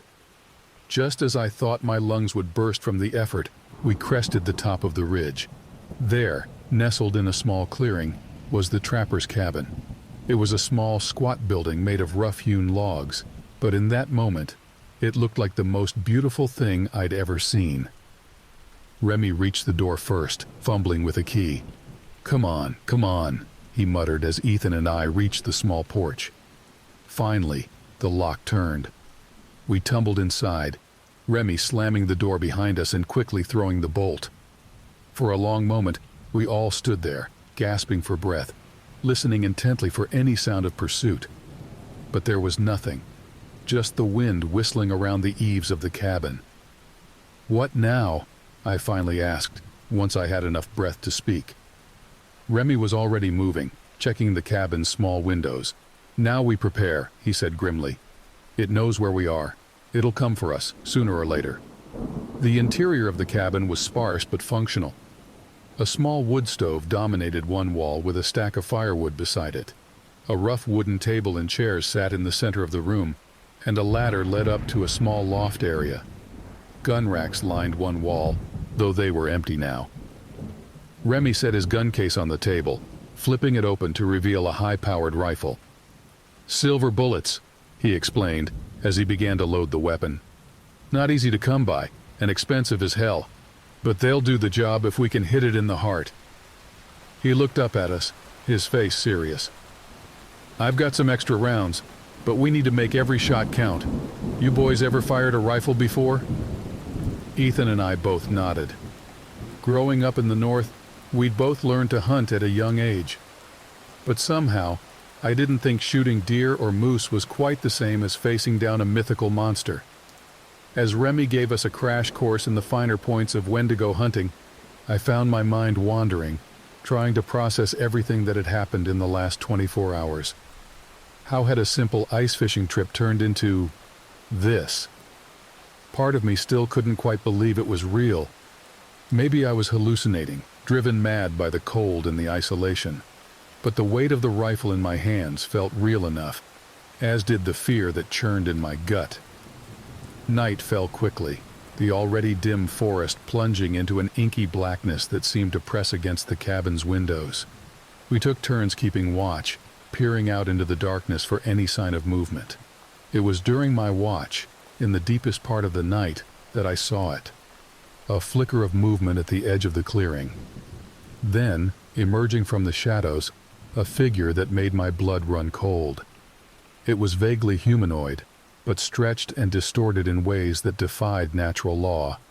Its limbs were too long, its fingers ending in wickedly sharp claws that gleamed in the moonlight. But it was the face that truly horrified me. A twisted, elongated visage with sunken eyes that glowed an unearthly red, and a mouth filled with needle-sharp teeth. For a moment I was frozen in terror, unable to move or even breathe. Then, as if sensing my gaze, the creature's head snapped towards the cabin. Those glowing eyes seemed to bore right through me, and I knew with certainty that it saw me. "Remy," I hissed, my voice barely above a whisper. "Ethan, it's here!" They were beside me in an instant, rifles at the ready. Remy's face went pale as he saw the creature, but his hands were steady on his weapon. "Remember," he said, his voice low and tense, "aim for the heart, and whatever happens, don't let it touch you." The Wendigo seemed to hesitate at the edge of the clearing, as if weighing its options. Then, with a speed that shouldn't have been possible for something its size, it charged towards the cabin. "Now!" Remy shouted, and we opened fire. The sound of gunshots was deafening in the small cabin. I saw the creature jerk and stumble as bullets tore into it, but it kept coming. It reached the cabin in seconds, its claws raking across the wooden walls with a sound like nails on a chalkboard.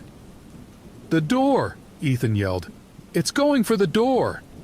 Sure enough, the creature had moved out of our line of sight, and we could hear it scrabbling at the cabin's only entrance. The sturdy wood groaned under the assault. Remy was already moving, positioning himself in front of the door with his rifle aimed and ready. "When it comes through," he said, his voice steady despite the fear evident in his eyes, "hit it with everything you've got." The tension was unbearable. We could hear the creature's ragged breathing, the scrape of its claws against the wood. Then, with a splintering crash, the door burst inward. The Wendigo filled the doorway, its massive form hunched to fit through the opening. Up close, the stench of it was overwhelming, a sickly sweet odor of decay that made my stomach churn. Remy fired first, the sound of the shot impossibly loud in the confined space. The creature roared in pain and anger, a sound that was more felt than heard, vibrating in my bones. Ethan and I added our fire to Remy's, the cabin filled with muzzle flashes and the acrid smell of gunpowder. The Wendigo thrashed and howled, black ichor spraying from its wounds, but it kept coming.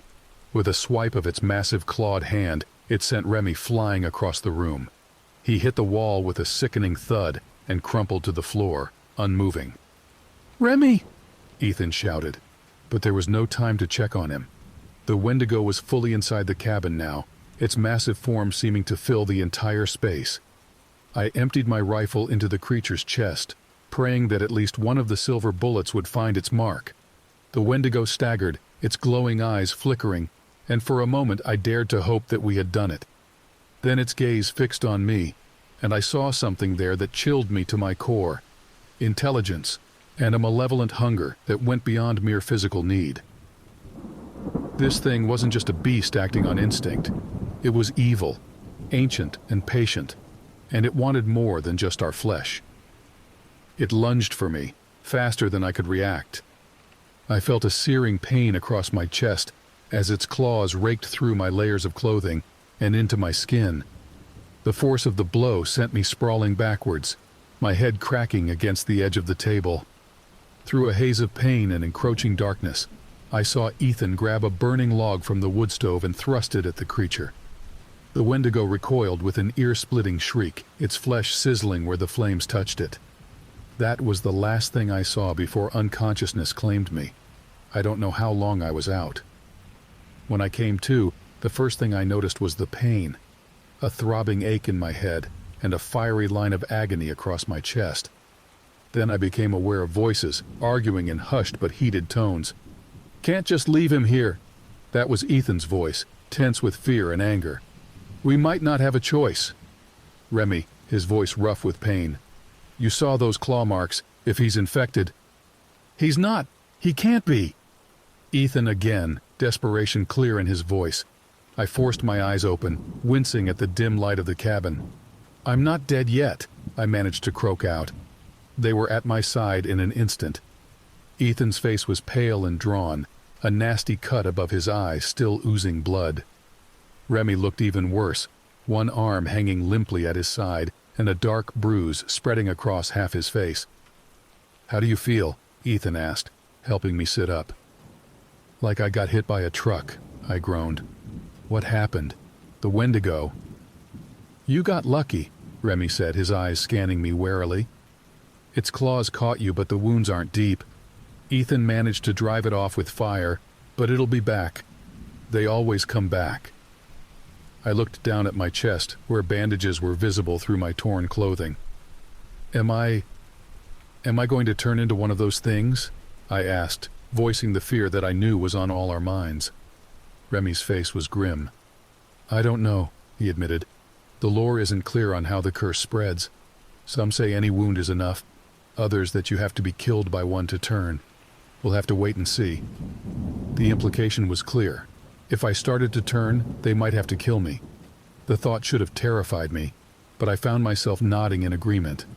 After what I'd seen, the idea of becoming one of those monsters was worse than death. "So, what's our next move?" I asked, trying to focus on the immediate problem. Remy moved to the window, peering out into the darkness. "We're low on ammo, and that thing knows where we are. We need to move, find somewhere more defensible."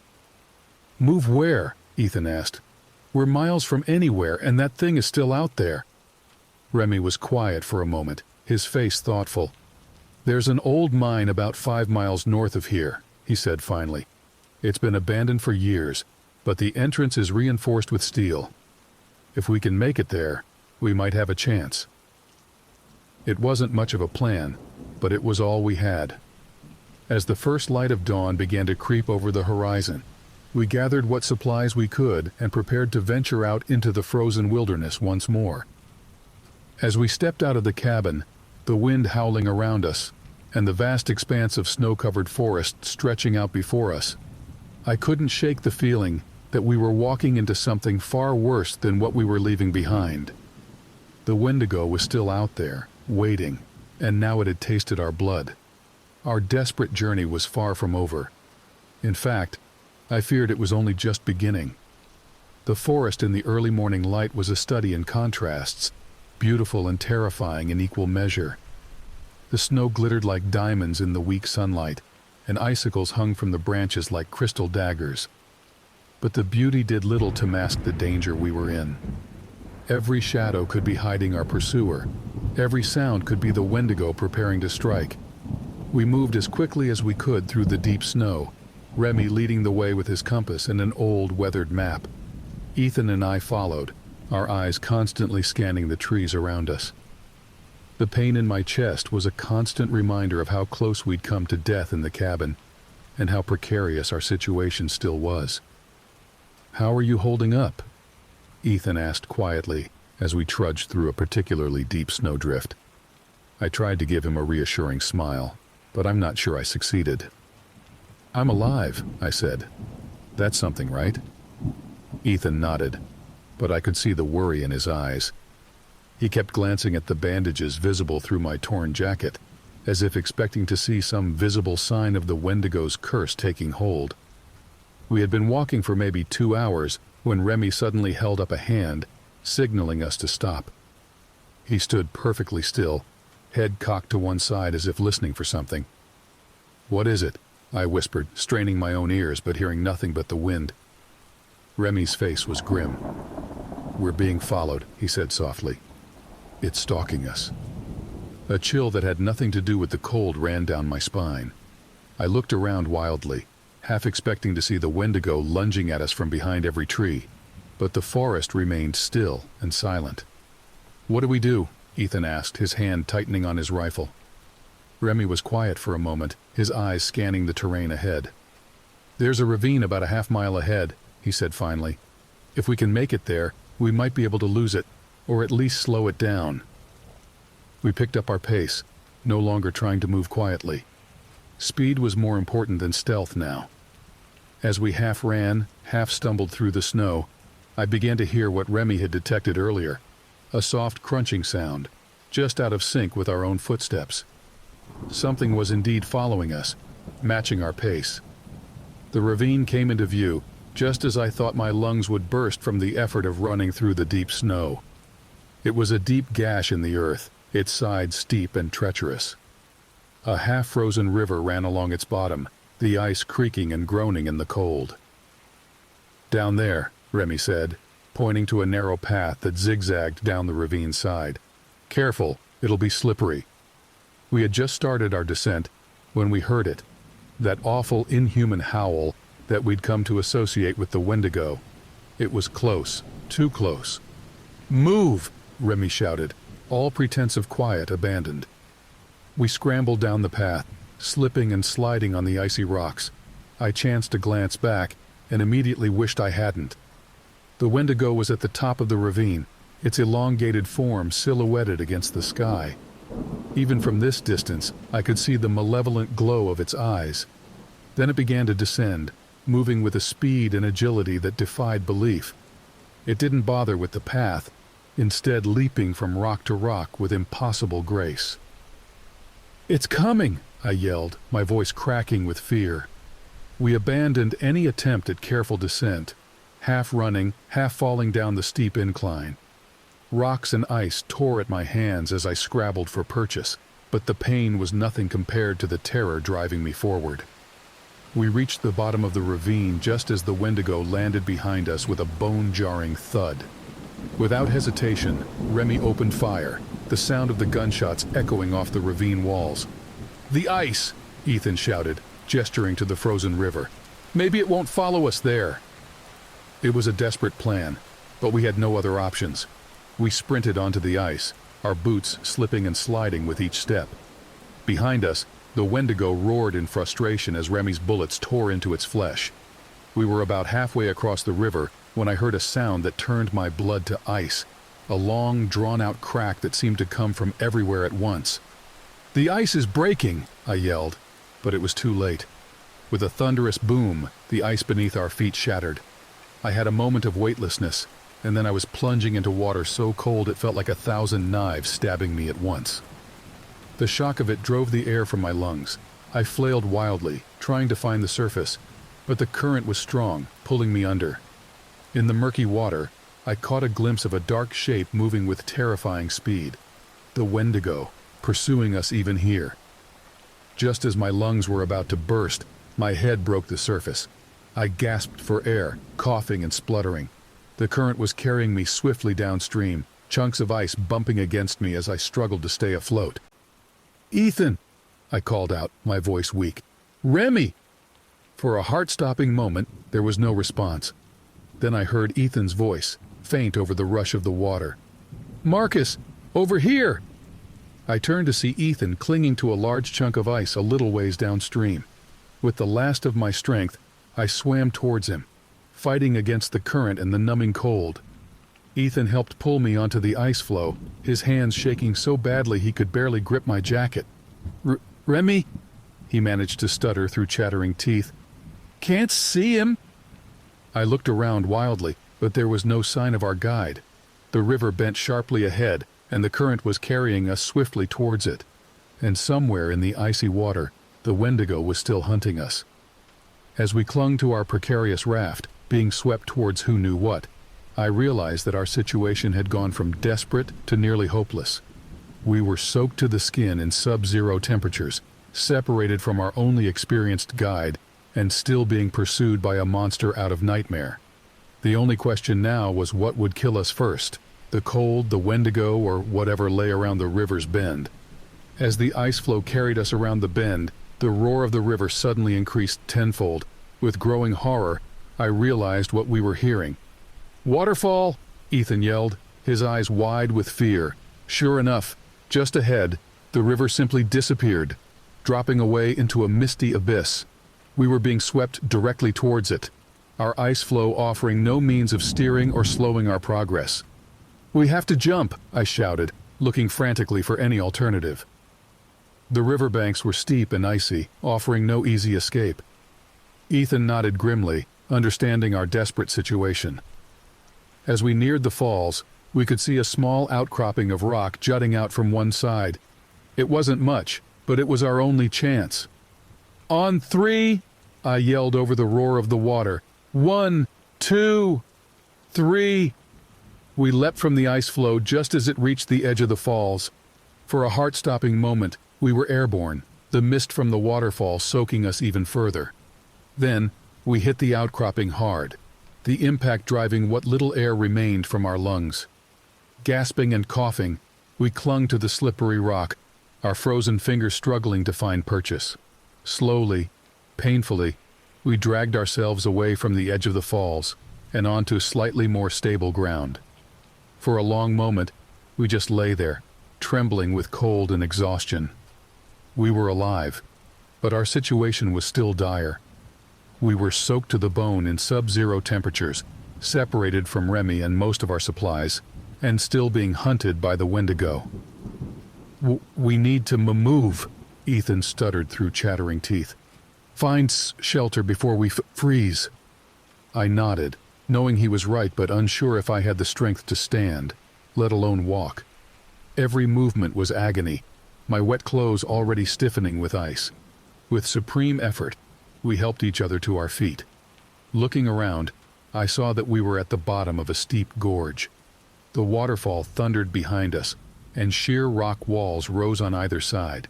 Our only option was to follow the river downstream and hope it led us somewhere, anywhere, that might offer shelter. We had been walking, or rather stumbling, for maybe half an hour when Ethan suddenly stopped, pointing ahead with a shaking hand.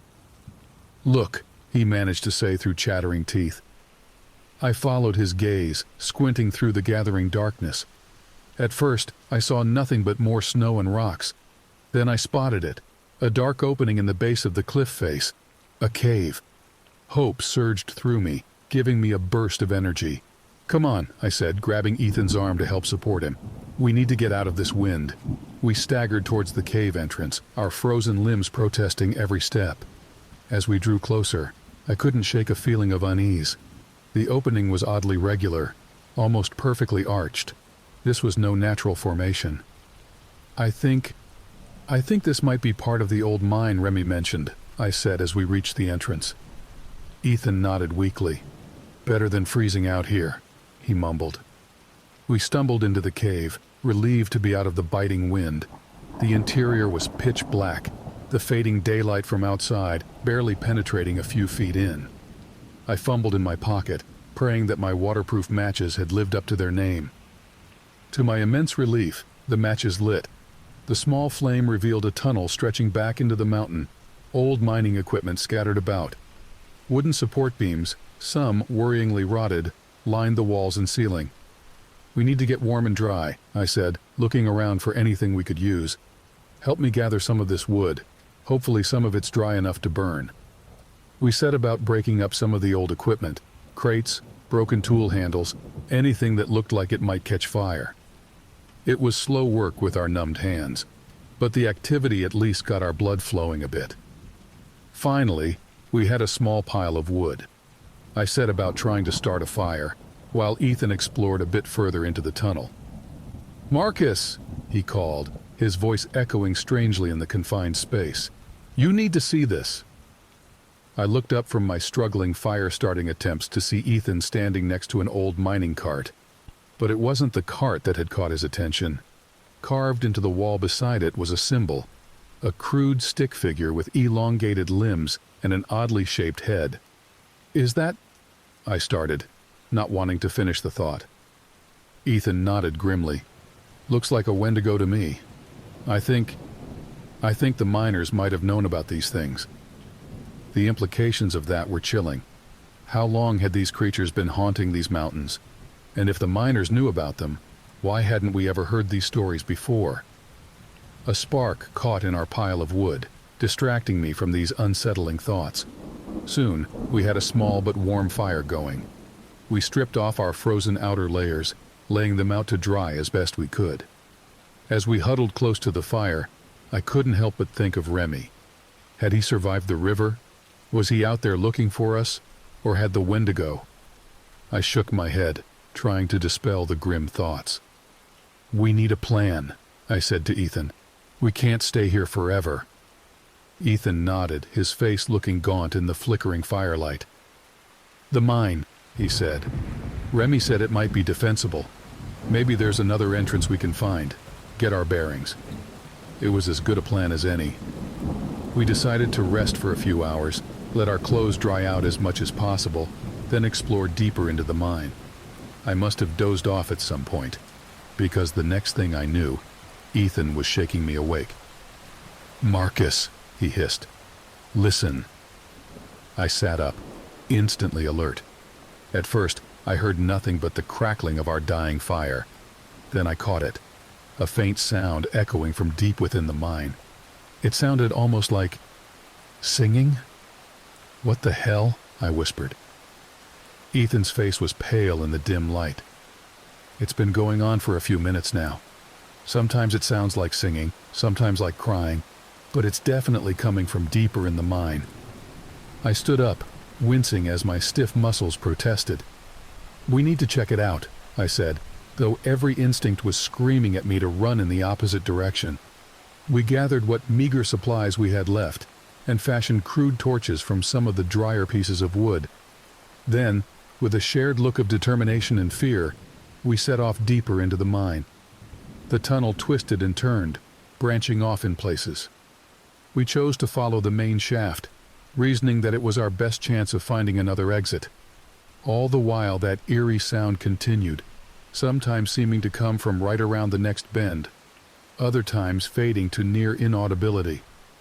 We had been walking for maybe an hour when the tunnel suddenly opened up into a large cavern. Our torches couldn't penetrate the darkness fully, but I could see the glint of old machinery and what looked like a deep pit in the center of the room. The singing was louder here, seeming to come from everywhere and nowhere at once. It was beautiful in a haunting way, but there was something off about it, something that made the hair on the back of my neck stand up. "Hello?" Ethan called out, his voice echoing in the vast space. "Is someone there?" The singing cut off abruptly, replaced by an eerie silence. Then, from the darkness beyond our torchlight, came a voice. "Help me," it said, sounding for all the world like a frightened child. "Please, I'm lost. I'm so cold." Ethan took a step forward, but I grabbed his arm. "Wait," I hissed. Remember what Remy said about the Wendigo mimicking voices? Ethan hesitated, conflict clear on his face. The voice came again, closer this time. Please, I can see your light. I'm scared. I felt a tug of sympathy, warring with my fear and suspicion. What if it really was a lost child? Could we live with ourselves if we abandoned them? But before we could decide what to do, a new sound cut through the cavern, the unmistakable roar of the Wendigo. It was close, too close. Run! I yelled, all thoughts of stealth abandoned. We sprinted across the cavern, our torches casting wild shadows. I could hear something large moving behind us, its claws scraping on the rock. We reached a narrow opening on the far side of the cavern and squeezed through, finding ourselves in another tunnel. This one sloped upwards, and I clung to the desperate hope that it might lead us to the surface. The sounds of pursuit faded as we ran, the tunnel twisting and turning. Just as I thought my lungs would burst from the effort, I saw a glimmer of light ahead. There, I gasped. I think that's the way out. We redoubled our efforts, practically falling over each other in our haste to reach the exit. As we drew closer, I could see that it was indeed an opening to the outside world. But something was wrong. The light coming through was too red, too flickering. We burst out of the tunnel and skidded to a halt, staring in horror at the scene before us. We were on a ledge high up the mountainside, looking out over the forest. But the forest was on fire. Huge swaths of trees were engulfed in flames, the fire spreading rapidly in the dry, cold air. What the hell happened? Ethan breathed, his eyes wide with shock. Before I could respond, a familiar voice came from behind us. I'm sorry, it said. I had no choice. We spun around to see Remy standing there, his clothes tattered and bloody, a flare gun in his hand. Remy! I exclaimed, relief warring with confusion. You're alive, but did you start this fire? Remy's face was grim, his eyes haunted. It was the only way, he said. The Wendigo, it's not just one creature. There's a whole pack of them in these mountains. This fire might be our only chance to drive them out, maybe even destroy them. As the implications of his words sank in, I felt a chill that had nothing to do with the cold. We were trapped on a mountainside, caught between a raging forest fire and a pack of mythical monsters. Our ordeal, it seemed, was far from over. In fact, it might have only just begun. The heat from the forest fire below was intense, a stark contrast to the biting cold air around us. Smoke billowed up the mountainside, making it hard to breathe. We stood there, frozen in shock and indecision, as Remy's words sank in. A whole pack of them? Ethan finally managed to say, his voice barely audible over the roar of the flames. Remy nodded grimly. I've been tracking them for years, he said. Thought I knew everything there was to know about Wendigos. But this is something else entirely. They're organized, working together in a way I've never seen before. I shook my head, trying to process this new information. But the fire, you're going to destroy the whole forest. Better the forest than the entire region, Remy shot back. You don't understand what we're up against. These creatures, they're spreading. Every person they kill becomes one of them. If we don't stop them here, now, there's no telling how far they could reach. A horrible thought struck me. The town, I said. Whispering Pines, are they in danger? Remy's face darkened. They've always been in danger. Why do you think the population's been dwindling for years? People don't just leave Whispering Pines, they disappear. The implications of that were too horrible to contemplate. How many people had fallen victim to these creatures over the years? How had no one noticed? But there was no time to dwell on it. The fire was spreading rapidly, and the smoke was getting thicker. We needed to move. We can't stay here, I said, coughing as a particularly thick plume of smoke engulfed us. We need to find a way down the mountain. Remy nodded. There's an old logging road not far from here. If we can reach it, we might be able to make it back to town. We set off along the narrow ledge, the heat of the fire at our backs driving us forward. The going was treacherous, the rock face slippery with ice in some places, and crumbling away entirely in others. More than once, one of us nearly lost our footing, saved only by the quick reflexes of the others. We had been moving for maybe half an hour when we heard it, that now familiar howl, but multiplied. It wasn't just one voice, but many, a chorus of hunger and rage that echoed off the mountainside. "They're coming," Remy said, his face grim. "The fire's driving them out." As if in response to his words, dark shapes began to emerge from the smoke below us. They moved with unnatural speed and grace, leaping from rock to rock as they ascended the mountainside. "Run!" Remy yelled, already breaking into a sprint along the narrow ledge. We ran, our lungs burning from the smoke and exertion. I could hear the creatures gaining on us, their howls getting closer by the second. The ledge we were on started to widen, turning into a proper trail that switchbacked up the mountainside. Just as I thought we couldn't run any further, Remy skidded to a halt. "There!" he shouted, pointing to a gap in the rock face. "The old mine shaft. We can use it to cut through the mountain." We dove into the opening just as the first of the Wendigos reached our position. I caught a glimpse of glowing red eyes and razor-sharp claws before Remy slammed a rusted metal door shut, dropping a heavy bar into place to secure it. "That won't hold them for long," he panted. "We need to keep moving." The mine shaft was pitch black, the only light coming from Remy's small flashlight. We moved as quickly as we dared, the uneven floor and low ceiling making progress difficult. Behind us, we could hear the Wendigos clawing at the door, the metal groaning under their assault. We had been moving through the darkness for what felt like hours, when Ethan suddenly stopped. "Do you hear that?" he whispered. I strained my ears, at first hearing nothing but our own labored breathing and the distant sounds of pursuit. Then I caught it. A faint rumbling, seeming to come from all around us. Remy's face went pale in the dim light of the flashlight. "The fire," he said. "It must have weakened the mountain's structure. This whole place could come down on our heads." As if to prove his point, a shower of dust and small rocks fell from the ceiling. The rumbling was getting louder, and I could feel vibrations through the soles of my boots. "We need to get out of here," I said, stating the obvious. We started running again, no longer caring about stealth. The tunnel began to slope upwards, and I clung to the hope that we were nearing an exit. The rumbling had become a roar, and larger rocks were now falling around us. Just when I thought we were going to be buried alive, I saw a glimmer of light ahead. "There!" I shouted.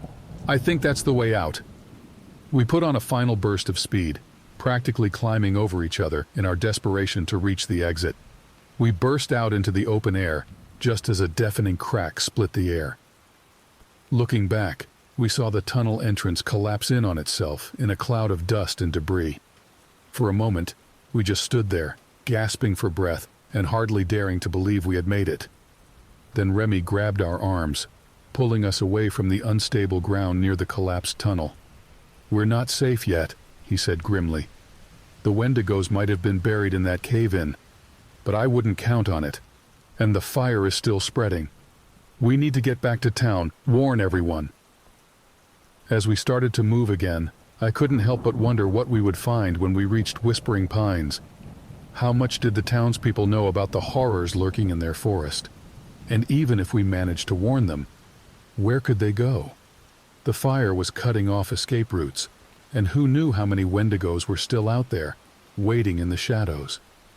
Our journey was far from over, and I had a sinking feeling that the true test of our survival was yet to come. The forest was burning, ancient horrors were on the loose, and we were caught in the middle of it all, running on exhaustion and desperation. As we made our way down the mountain, the sky above us glowed an ominous red, a testament to the inferno we had unleashed. Whatever happened next, I knew that nothing would ever be the same again. The world as we knew it was burning away, and what would rise from the ashes was anyone's guess. The journey back to Whispering Pines was a nightmare of smoke, ash, and constant vigilance. The fire had spread faster than we could have imagined, turning the once peaceful forest into an inferno. We moved as quickly as we could, always alert for the sound of pursuit or the crash of falling trees. Remy led the way, his experience in these woods proving invaluable. He guided us along game trails and old logging roads, always keeping us just ahead of the fire's advance. But even his knowledge had its limits. "This isn't right," he muttered, as we paused to catch our breath in a small clearing. The air was thick with smoke, making it hard to see more than a few feet in any direction. "The fire, it's not behaving naturally. It's almost like it's alive, trying to cut us off." I exchanged a worried glance with Ethan. After everything we'd seen, the idea of a sentient fire didn't seem as far-fetched as it should have. "Could it be the Wendigos?" Ethan asked. "Some kind of, I don't know, psychic control over the fire?" Remy shook his head. "I've never heard of anything like that. But then again, I've never encountered a pack this large before. Who knows what they're capable of?" A sharp crack from nearby sent us all diving for cover. A massive pine tree, its trunk weakened by the fire, came crashing down mere feet from where we had been standing. The impact shook the ground, sending up a cloud of ash and embers. "We need to keep moving," Remy said, coughing as he struggled to his feet. "We're still too exposed out here." We pressed on, the heat of the fire at our backs driving us forward. The smoke was getting thicker, making it hard to breathe and nearly impossible to see. More than once we stumbled over hidden roots or rocks, each fall a reminder of how precarious our situation was. It was Ethan who first spotted the lights through the haze. "Look," he called out, pointing ahead. "I think that's the town." Sure enough, as we drew closer, the vague shapes of buildings began to emerge from the smoke, but something was wrong. The town was too quiet, too still. There should have been chaos. People evacuating, emergency vehicles, something. Instead, there was nothing but eerie silence. As we entered the outskirts of Whispering Pines, the wrongness of the scene became even more apparent. Cars sat abandoned in the streets, some with doors left open as if their occupants had fled in a hurry. Windows were broken, and here and there we saw signs of a struggle. Overturned trash cans, scattered personal belongings. "Where is everyone?" I asked, my voice sounding unnaturally loud in the deserted street. Remy's face was grim. "I have a bad feeling about this," he said. "We need to check the emergency shelter. If anyone's left in town, that's where they'll be." We made our way through the empty streets, our footsteps echoing off the buildings. The emergency shelter was located in the basement of the town hall, a sturdy stone building at the center of Whispering Pines. As we approached, I felt a glimmer of hope. The building appeared intact, and I could see lights on inside. Remy held up a hand, signaling us to stop. "Something's not right," he whispered. "Look at the door." I peered through the smoke and saw what had caught his attention. The heavy metal door of the shelter was ajar, hanging crookedly on its hinges as if it had been torn open from the inside. "Oh God," Ethan breathed. "Do you think?" Remy nodded grimly. "We need to be ready for anything. Stay close, and if I say run, you run. No questions, no hesitation." Slowly, cautiously, we approached the open door. The interior was dark, the emergency lights casting long shadows. As we entered, the smell hit us, a sickly sweet odor of decay that made my stomach churn. "Hello?" I called out, my voice shaking. "Is anyone here?" For a long moment, there was only silence. Then, from the darkness at the back of the shelter, came a sound that made my blood run cold. It was a low, guttural growl, followed by the scrape of claws on concrete. "Out!" Remy yelled. "Now!"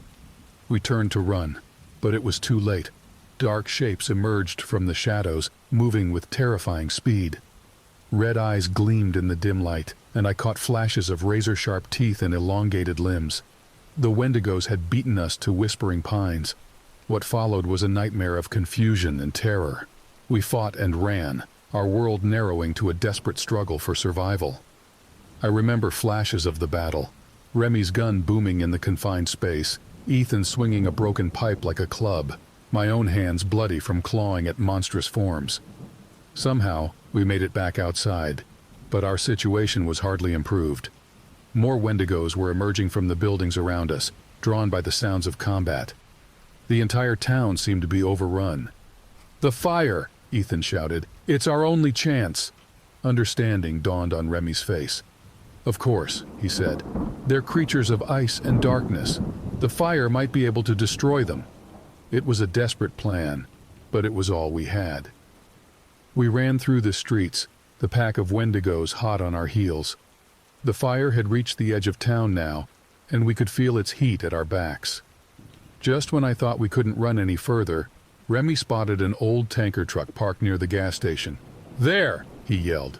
"If we can ignite that, it might be enough to take out the whole pack."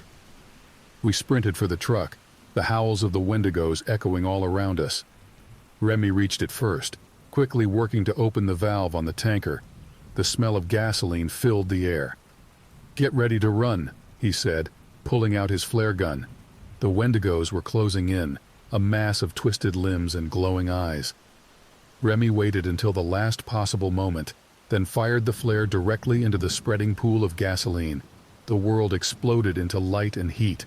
The force of the blast threw us off our feet, and for a moment, all I could hear was a high-pitched ringing.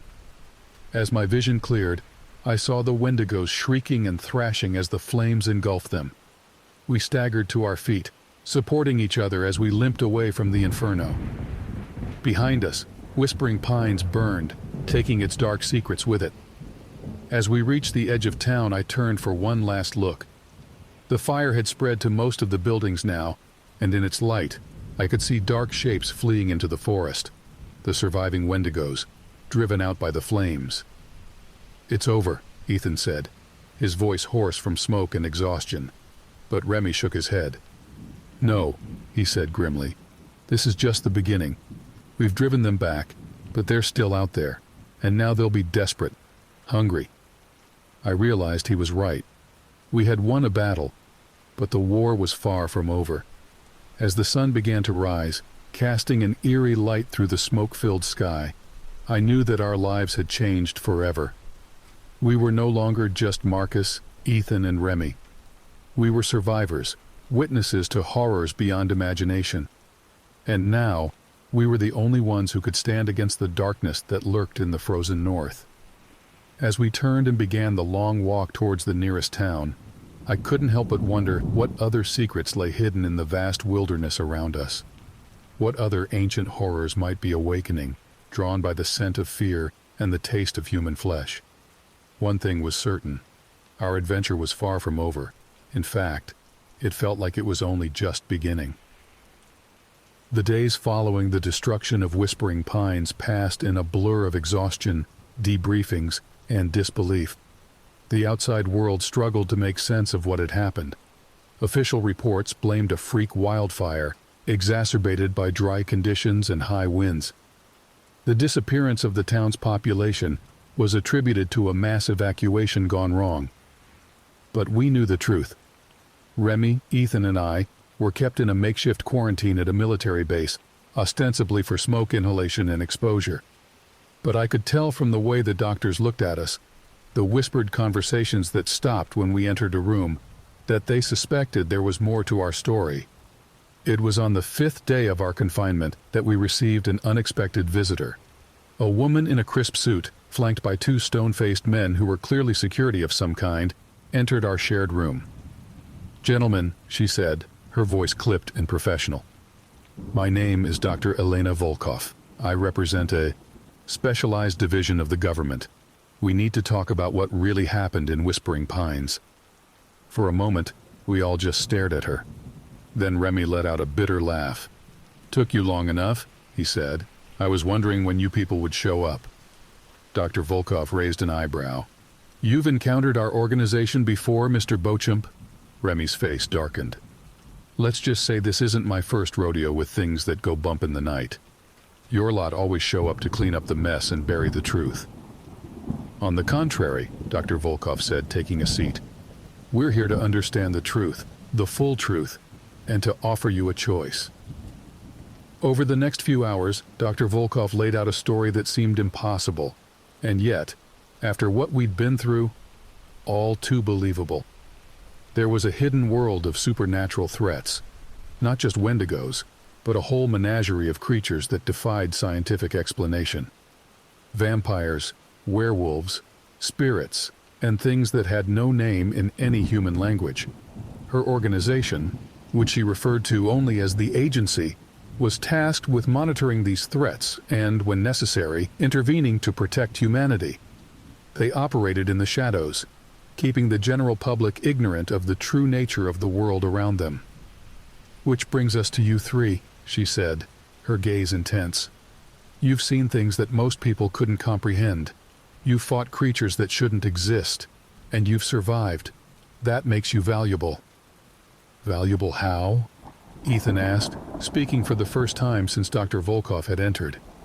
"We want to recruit you," she said simply. "Train you. Make you part of our frontline defense against these threats." I felt a mix of emotions at her words: fear, excitement, disbelief.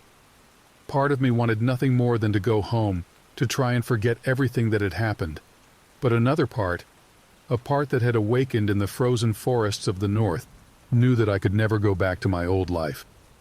"What if we say no?" I asked. Dr. Volkov's face remained impassive. "Then you'll be free to go. We'll provide you with a cover story, compensation for your troubles, but you'll be on your own. And I can assure you, once you've glimpsed this world, it has a way of finding you again, whether you're prepared or not." I looked at Ethan and Remy. I could see the same conflict I felt mirrored in their eyes. We had been through hell together, seen things that would haunt us for the rest of our lives. The idea of facing that alone was terrifying. Remy was the first to speak. "I'm in," he said gruffly. "Been doing this solo for too long anyway. Might be nice to have some backup." Ethan nodded slowly. "I can't go back to my old life," he said, "not knowing what I know now. At least this way, maybe I can make a difference." They both looked at me. I took a deep breath, thinking of the quiet life I had planned for myself, the normal job, the peaceful existence. All of that seemed like a distant dream now. "Okay," I said finally. "I'm in too. But I have conditions. I want to know everything. No more secrets, no more half-truths. And I want to be involved in protecting my home. The North isn't just a wasteland to be written off. It's my home, and I'll defend it." Dr. Volkov nodded, a small smile playing at the corners of her mouth. "I think we can work with that," she said. "Welcome to the Agency, gentlemen. Your training begins tomorrow." As she stood to leave, I felt a mix of trepidation and resolve. We were about to step into a world of shadows and monsters, a world where the line between myth and reality blurred. But we would face it together, armed with the knowledge and skills to make a difference. The frozen north had changed us, forged us in fire and ice. Now, it was time to take that strength and use it to protect others from the horrors we had faced. As Dr. Volkov reached the door, she paused and turned back to us. "Oh, and one more thing," she said. "You might want to familiarize yourselves with these." She tossed a thick file onto the table. The label read, "Operation Fenrir, Wendigo Incursion Protocols." I reached for the file, my hand trembling slightly. As I opened it, I knew that our adventure in Whispering Pines had been just the beginning. A new chapter of our lives was about to start, one filled with danger, mystery, and the unknown. The echoes of our experience in the frozen north would guide us as we stepped into this new world. And whatever came next, we would face it together, guardians against the darkness that lurked at the edges of our world. The agency's training facility was unlike anything I could have imagined. Located deep in the Rocky Mountains, it was a sprawling complex of modern buildings and state-of-the-art training grounds, all hidden from the outside world by advanced camouflage technology and misdirection tactics. Our days were filled with intense physical training, weapons practice, and classes on everything from cryptozoology to ancient languages. We learned about the various supernatural threats that existed in the world, each more terrifying than the last. Wendigos, it turned out, were just the tip of the iceberg. Remy, with his years of experience, quickly became a favorite among the instructors. His practical knowledge of hunting supernatural creatures was invaluable, and he often assisted in teaching fieldcraft and survival skills. Ethan threw himself into the academic side of our training, his scientific background allowing him to approach the supernatural from a unique perspective. He was particularly interested in the biological aspects of various creatures, always seeking to understand the science behind the seemingly impossible. As for me, I found myself drawn to the tactical and strategic aspects of our training. My experiences in Whispering Pines had awakened a talent for quick thinking and adaptability in crisis situations. I also focused heavily on learning about the various supernatural threats specific to the northern regions, determined to make good on my promise to protect my home. It was during one of these northern-focused training sessions, about 3 months into our time at the facility, that we received news that would change everything. Dr. Volkov entered the classroom, her usually composed face showing signs of worry. "We have a situation," she said without preamble. "There's been another Wendigo sighting, this time near a small town called Frost Haven, about 100 miles north of where Whispering Pines used to be." I felt my blood run cold. Frost Haven was less than 50 miles from my hometown. "We thought we'd driven them back," Ethan said, voicing what we were all thinking. Dr. Volkov shook her head. "It seems the pack was larger than we initially believed, or perhaps they're spreading faster than we anticipated. Either way, we need to act quickly." She turned to face us directly. "I know you're not finished with your training, but you three have more practical experience with Wendigos than anyone else in the agency. We need you on this mission." Remy stood up, his face set with determination. "When do we leave?" "Immediately," Dr. Volkov replied. "You'll be briefed on the way. This is a covert operation. Get in, assess the situation, and neutralize the threat if possible. If not, call for backup. Under no circumstances are you to allow knowledge of the supernatural to spread to the general population. Understood?" We nodded, the gravity of the situation sinking in. This wasn't a training exercise. This was real, and people's lives were at stake. As we hurried to gather our gear, I couldn't help but feel a mix of fear and excitement. We were heading back into danger, back to face the creatures that had nearly killed us. But this time, we were prepared. We had knowledge, training, and the backing of a secret organization dedicated to fighting these threats. The journey to Frosthaven was tense, filled with last-minute briefings and equipment checks. As our transport, a specially modified helicopter designed for stealth operations, approached the drop zone, I looked out at the vast expanse of snow-covered forest below. Somewhere out there, ancient horrors were stirring. Creatures of hunger and cold were threatening innocent people, people who had no idea of the danger they were in. It was up to us to stop them.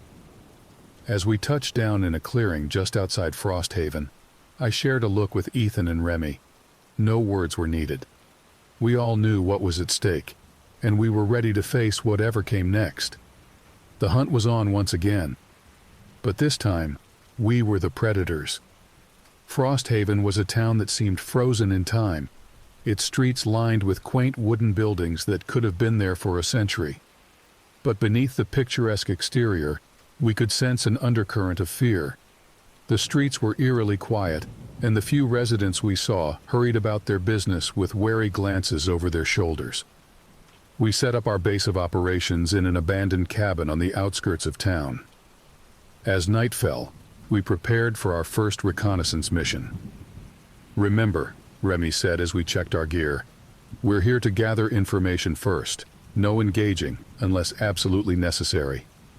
Ethan and I nodded, the weight of our responsibility heavy on our shoulders. As we moved through the silent streets, our training kicked in. We were alert for any sign of Wendigo activity, unusual tracks, unexplained noises, or the telltale chill that seemed to accompany their presence. It was Ethan who spotted the first clue.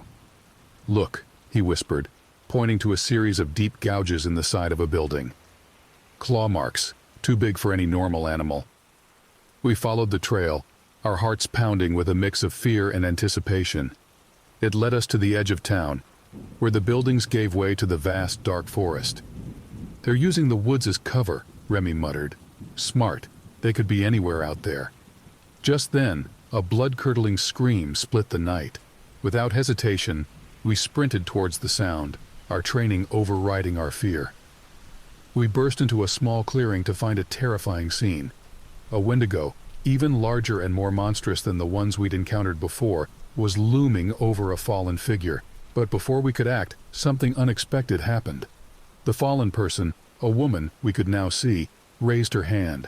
A burst of blue-white light erupted from her palm, striking the Wendigo and sending it reeling backward. "What the hell?" Ethan gasped. The woman scrambled to her feet, her hands glowing with that same eerie light. She turned to face us, her eyes widening in surprise. "You're not from Frosthaven," she said. It wasn't a question. "We're here to help," I said, keeping my voice calm despite my shock. "We're with an organization that deals with supernatural threats." She laughed, a bitter sound. "You're a bit late. Frosthaven has been dealing with supernatural threats for generations." Over the next hour, we learned the truth about Frosthaven. The town had been founded by a group of magic practitioners centuries ago, seeking a remote place to practice their arts in peace. Over time, they had become the secret protectors of the region, using their powers to keep creatures like the Wendigos at bay. But something's changed, the woman who introduced herself as Sarah explained.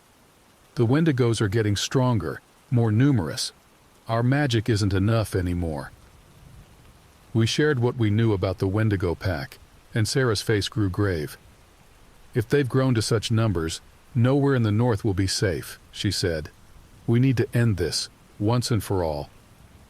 Sarah led us to a hidden chamber beneath the town hall, where the town's elders were gathered. They listened to our story and shared their own knowledge. Together, we formulated a plan. The elders knew of an ancient ritual that could banish the Wendigos, not just from Frosthaven, but from our entire plane of existence. But it would require a tremendous amount of power, more than any one person could provide. "I'll do it," Remy said, his voice firm.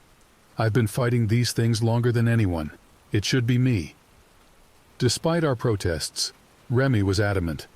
As dawn broke, we made our preparations. The plan was to lure the Wendigo pack to a sacred site deep in the forest, where the elders would perform the ritual. The battle that followed was like something out of a nightmare. Wendigos seemed to come from every direction, their howls filling the air. Ethan and I fought side by side with the people of Frosthaven, our weapons and their magic creating a formidable defense. At the center of it all stood Remy and the elders, their voices raised in an otherworldly chant. As the ritual reached its climax, a blinding light engulfed Remy. The Wendigos shrieked in what sounded like fear, their forms beginning to waver and distort. "Remy!" I yelled, trying to reach him, but the light was too intense. There was a final deafening roar, and then silence. As our vision cleared, we saw that the Wendigos were gone, but so was Remy. Where he had stood was nothing but scorched earth. Of our friend and mentor, there was no sign. Sarah approached us, her face solemn. "The ritual worked," she said softly. "The Wendigos are gone. But the price, the person who channels the power becomes the anchor for the banishment. Your friend, he's gone beyond our reach." Ethan and I stood in shocked silence, the victory we'd achieved feeling hollow in the face of our loss. Remy had sacrificed himself to save not just Frosthaven, but potentially the entire world from the Wendigo threat. As the people of Frosthaven began the process of rebuilding, Ethan and I knew that our work was far from over.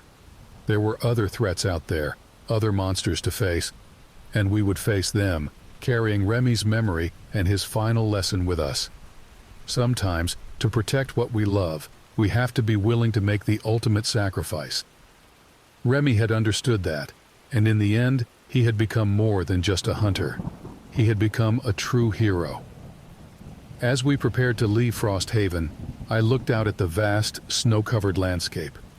Somewhere out there, in a realm beyond our understanding, Remy was standing guard, ensuring that the Wendigos would never threaten our world again. The frozen north had taken much from us, but it had also given us purpose. And as long as there were threats to face and people to protect, we would continue the work that Remy had started.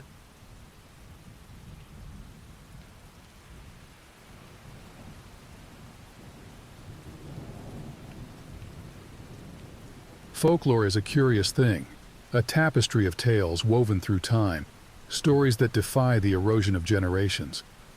I've often wondered why some stories fade like whispers in the wind, while others burn eternal, their flames leaping from one storyteller to the next. In my years of studying and experiencing these tales, I've come to believe that for a story to truly become folklore, it must possess two crucial elements: a universal lesson and, perhaps more importantly, a kernel of truth. Oh, sure, the details might get embellished over time, like an endless game of telephone played across decades or even centuries. But the core message, the fundamental truth at the heart of the tale, remains unchanged. It's this truth that we, as listeners, can feel resonating in our bones. It's what makes the story stick with us, following us home like a shadow we can't shake, demanding to be retold.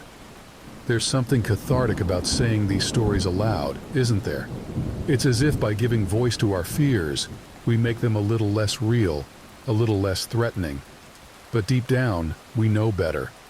We know that sometimes the things that go bump in the night are more than just stories. I'd like to share with you a folktale from my neck of the woods. A story I grew up hearing, and one that on a fateful night became all too real for me. It's the tale of Looney's Bridge, and it's a story that has shaped my life in ways I'm only now beginning to understand. I grew up in a small town nestled in the heart of the Louisiana Bayou. It's the kind of place where the air is thick with humidity and mystery, where the boundary between the natural and supernatural world seems as thin and permeable as morning mist. Our town, Cypress Grove, was a place where everyone knew everyone else's business, and where old stories were passed down like precious heirlooms. My grandfather, Old Jack we called him, was the keeper of these stories in our family. He was a tall, lean man with skin tanned and weathered from years of working outdoors. His eyes, though, were always bright and alive, especially when he was spinning one of his tales. I remember countless summer evenings spent on his wide front porch, the air heavy with the scent of magnolias and the rhythmic chirping of cicadas. As the sun would begin to set, painting the sky in vibrant oranges and purples, Old Jack would settle into his favorite rocking chair, and we kids would gather around him, eager for a story. "Now y'all listen well," he'd always begin, his voice gravelly but warm. "This ain't no mere ghost story I'm about to tell. This here's truth with a little bit of bite to it." We'd lean in close, our eyes wide with anticipation. Even though most of us had heard the story of Looney's Bridge dozens of times before, there was something about the way Old Jack told it that made it feel new and thrilling every single time. "Many years ago," he'd continue, "there was a family that lived out in these parts. The Beaumonts, they were called. Good folks, hard-working. They'd been living out in the deep bayou for generations, but times were changing, and they decided it was time to move closer to town." Old Jack would pause here, taking a sip from the glass of sweet tea that was never far from his hand.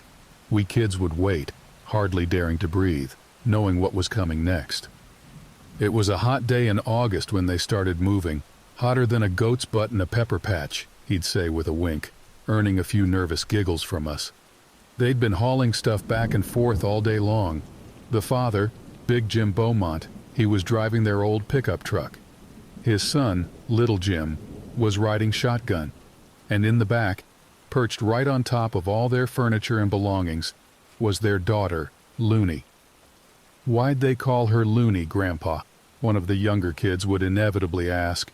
Old Jack would smile, a hint of sadness in his eyes.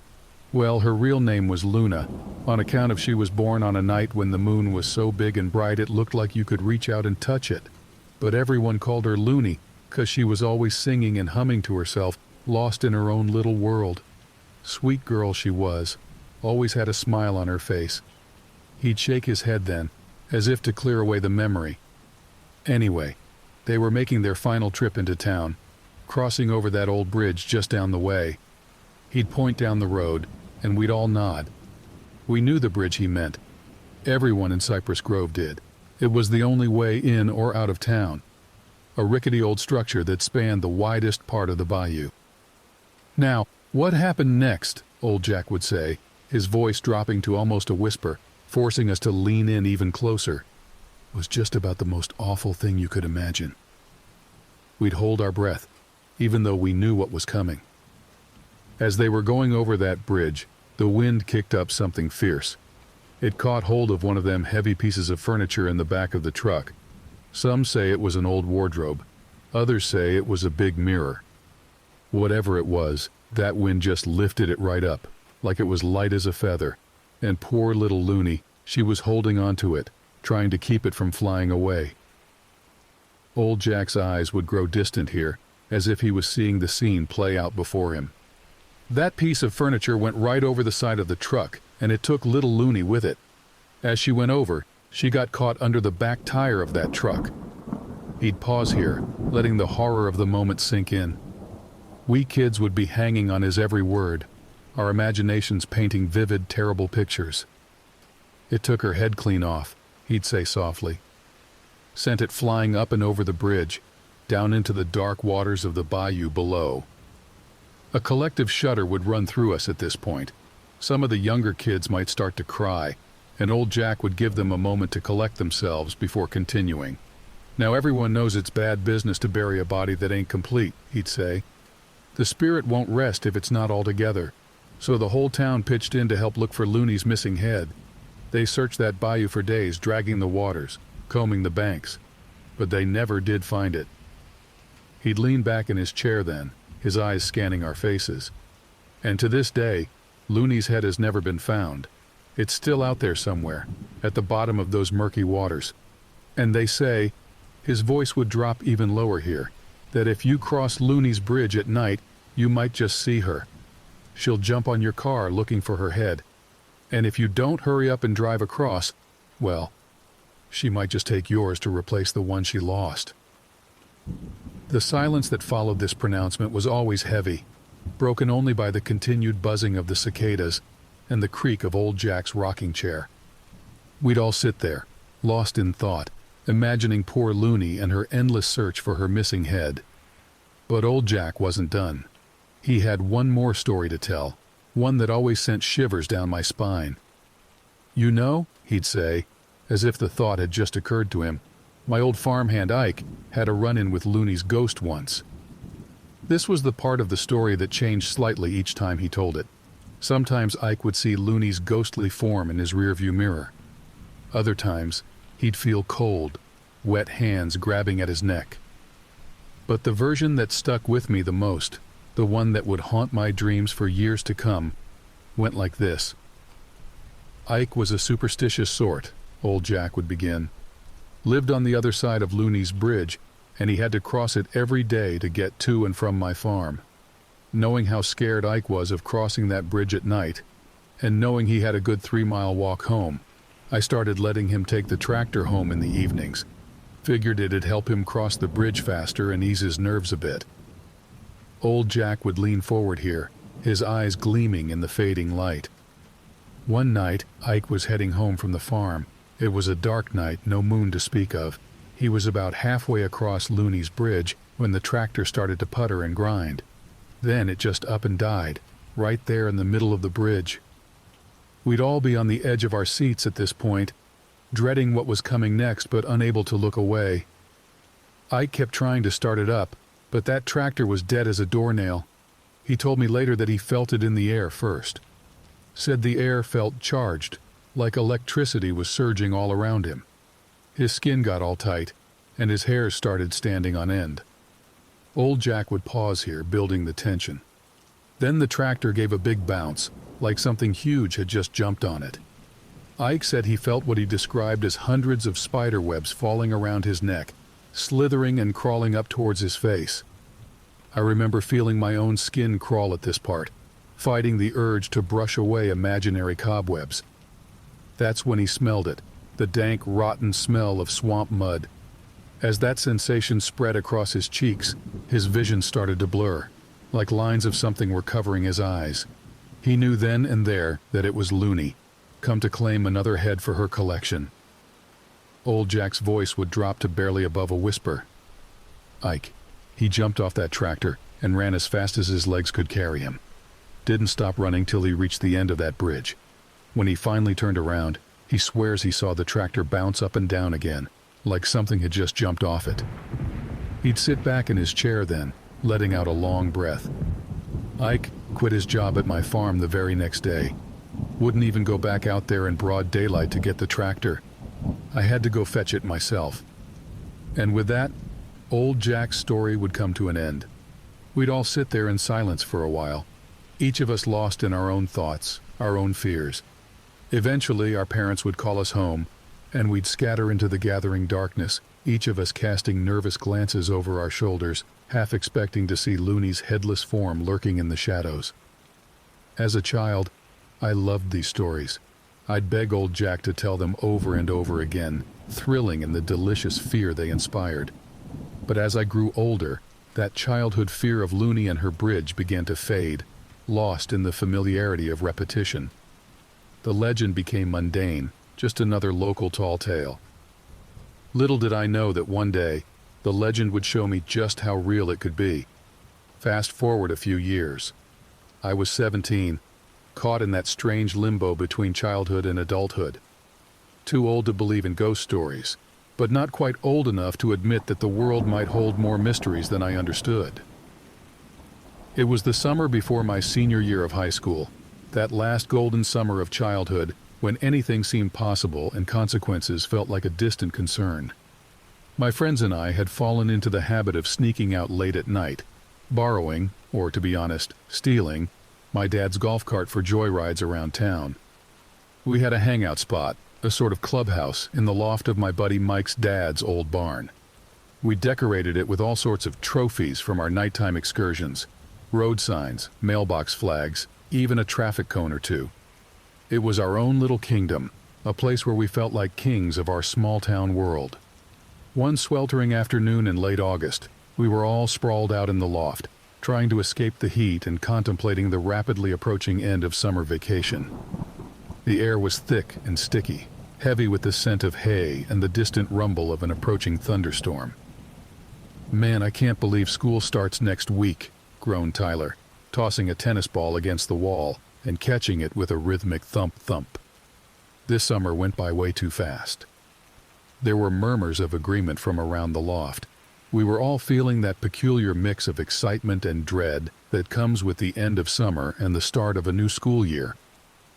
"We should do something," said Mike suddenly, sitting up from where he'd been lying on an old couch. "Something big, you know, to end the summer with a bang." We all perked up at that. Mike was known for his wild ideas, and they usually led to some of our most memorable adventures, and, occasionally, our most spectacular disasters. "What did you have in mind?" I asked, curiosity piqued. Mike's eyes glittered with mischief. "I was thinking, what if we got a sign from Looney's bridge?" The silence that followed was heavy, broken only by the distant rumble of thunder. We all knew the stories about Looney's bridge. Hell, we'd grown up with them. But actually going out there in the middle of the night to take a sign? That was a whole different level of crazy. "Are you nuts?" Tyler was the first to break the silence. "That's just asking for trouble." "Come on," Mike scoffed. "Don't tell me you actually believe those old ghost stories. It's just a bridge." "I don't know, man," said Jamie, our resident worrier. "Even if the ghost stuff isn't real, that bridge is old as dirt. What if it collapses or something?" Mike rolled his eyes. "It's not going to collapse. Cars drive over it every day. Besides," he added with a grin, "we wouldn't be taking a car. We'd be on foot. In and out. Quick and quiet." I had been quiet up to this point, turning the idea over in my mind. Part of me knew it was a bad idea. Not because I believed in ghosts. I was far too mature for that, or so I thought. But because it felt disrespectful somehow, like we'd be crossing a line. But there was another part of me, a part that craved excitement and adventure, that was already imagining how cool that sign would look hanging in our loft. And if I was being honest with myself, there was a small secret part of me that wondered, what if the stories were true? What if we saw something out there? "I'll do it," I heard myself say before I'd fully made up my mind. All eyes turned to me. Mike's face split into a wide grin. "Really? You're in?" I nodded, trying to project a confidence I didn't entirely feel. "Yeah, I'm in. Someone's got to keep you idiots out of trouble, right?" There were laughs at that, the tension in the room breaking. Soon we were all talking over each other, planning the details of our midnight heist. "We should do it tonight," Mike said, "before we lose our nerve." "Tonight?" Jamie looked nervous. "I don't know." "No, Mike's right," I found myself saying. "If we wait, we'll just talk ourselves out of it. Tonight's perfect. There's no moon, so it'll be dark. Less chance of getting caught." We spent the next few hours planning. We decided that Mike and I would be the ones to actually go to the bridge. Tyler would be our lookout, stationed at the start of the road leading to the bridge, ready to warn us if any cars came our way. Jamie, still clearly uncomfortable with the whole idea, agreed to cover for us with our parents if anyone came looking. As the sun began to set, we went our separate ways to prepare. I headed home, my mind racing with a mix of excitement and apprehension. What had I gotten myself into? Dinner with my family that night was a surreal experience. I picked at my food, barely tasting it, my thoughts consumed with what was to come. My parents must have noticed something was off, but they chalked it up to preschool jitters and didn't press the issue. As I lay in bed that night, waiting for the house to fall silent, I found myself thinking about old Jack's stories. I could almost hear his voice, gravelly and ominous. "And they say, if you cross Looney's Bridge at night, you might just see her. She'll jump on your car, looking for her head. And if you don't hurry up and drive across, well, she might just take yours to replace the one she lost." I shook my head, trying to dispel the memory. It was, as the old grandfather clock in our hallway chimed midnight, I slipped out of bed, fully dressed. I'd been lying there for hours, my heart pounding so loud I was sure it would wake my parents. But the house remained silent as I crept down the stairs, avoiding the creaky third step from the bottom. I'd packed a backpack with some basic tools, a screwdriver, a pair of pliers, and a small crowbar. I wasn't sure what kind of fasteners held the bridge signs in place, but I wanted to be prepared. I also threw in a flashlight, and, after a moment's hesitation, the pocket knife my grandfather had given me for my 16th birthday. "Every man needs a good knife," he'd said. I doubted this was the kind of use he'd had in mind. The night air was thick and humid as I slipped out the back door. The storm that had been threatening all afternoon had passed, leaving behind a sticky residue that clung to my skin. Cicadas droned in the darkness, their rhythmic buzzing a constant backdrop to the night. I made my way to the old shed where we kept the golf cart. My hands shook slightly as I unplugged it from the charger and climbed in. The familiar whine of the electric motor seemed unnaturally loud in the quiet night as I backed out of the shed and headed down our long driveway. The streets of Cypress Grove were deserted at this hour. As I drove, I couldn't shake the feeling that eyes were watching me from every darkened window, every shadowy porch. Twice I nearly turned back, the weight of what I was about to do pressing down on me. But each time, I forced myself to continue. I couldn't back out now. What would my friends think? I met Mike at the agreed-upon spot, a bend in the road about a quarter-mile from Looney's Bridge. He was already there, pacing nervously in the shadows of a large oak tree. "You're late," he hissed as I pulled up. I checked my watch. "By like 2 minutes," I whispered back, climbing out of the golf cart. "Relax, man." But I could understand his nervousness. Now that we were here, the reality of what we were about to do was sinking in. This wasn't just another prank or joyride. This felt different, dangerous. We left the golf cart hidden behind some bushes and continued on foot. The road to the bridge was dark, the trees on either side forming a tunnel that seemed to swallow what little starlight there was. We walked in silence, each lost in our own thoughts. As we approached the bridge, I saw Tyler's form materialize out of the darkness. He was supposed to be our lookout, stationed at the start of the bridge road. "All clear," he whispered as we drew near. "No cars for the last hour." I nodded, trying to ignore the way my heart was hammering in my chest. "Keep your eyes peeled," I said, "and remember the signal if you see headlights." Tyler nodded solemnly. We'd agreed that if he saw a car coming, he'd flash his flashlight 3 times in quick succession. It seemed like a good system in the safety of Mike's barn. Now I wasn't so sure. Mike and I continued on, leaving Tyler behind. The bridge loomed before us, a dark shape against the slightly less dark sky. As we stepped onto the wooden planks, I couldn't shake the feeling that we were crossing a threshold, moving from the world of the mundane into something else. The bridge creaked and groaned under our feet, the sound unnaturally loud in the still night air. Each step felt like it might be the one to alert someone, or something, to our presence. "There," Mike whispered, pointing ahead. In the dim light, I could just make out the reflective surface of a sign. It was one of those yellow and black striped markers that indicated the edge of the bridge. We approached cautiously, our eyes darting around, checking for any sign of movement. But there was nothing, just the bridge, the sign, and the dark water below. "Okay," I said, my voice barely above a whisper. "Let's do this." I shrugged off my backpack and pulled out the screwdriver and pliers. My hands were shaking so badly I could barely hold them. Mike took the flashlight and shone it on the sign, giving me just enough light to work by. The screws holding the sign in place were old and rusted. They squealed in protest as I tried to turn them, the sound echoing across the water. I winced at each noise, sure that at any moment we'd hear sirens or shouts. But nothing happened. Slowly, painstakingly, I worked the screws loose. After what felt like hours but was probably only a few minutes, the sign came free in my hands. "We did it," Mike breathed, a note of disbelief in his voice. I nodded, not trusting myself to speak. I quickly shoved the sign into my backpack, along with the tools. "Let's get out of here," I said. We turned to go, both of us eager to be off the bridge. That's when I felt it. A change in the air, a shift in the atmosphere.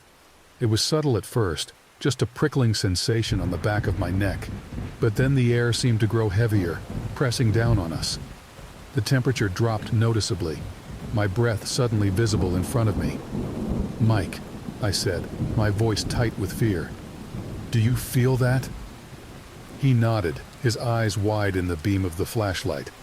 "We need to go, now."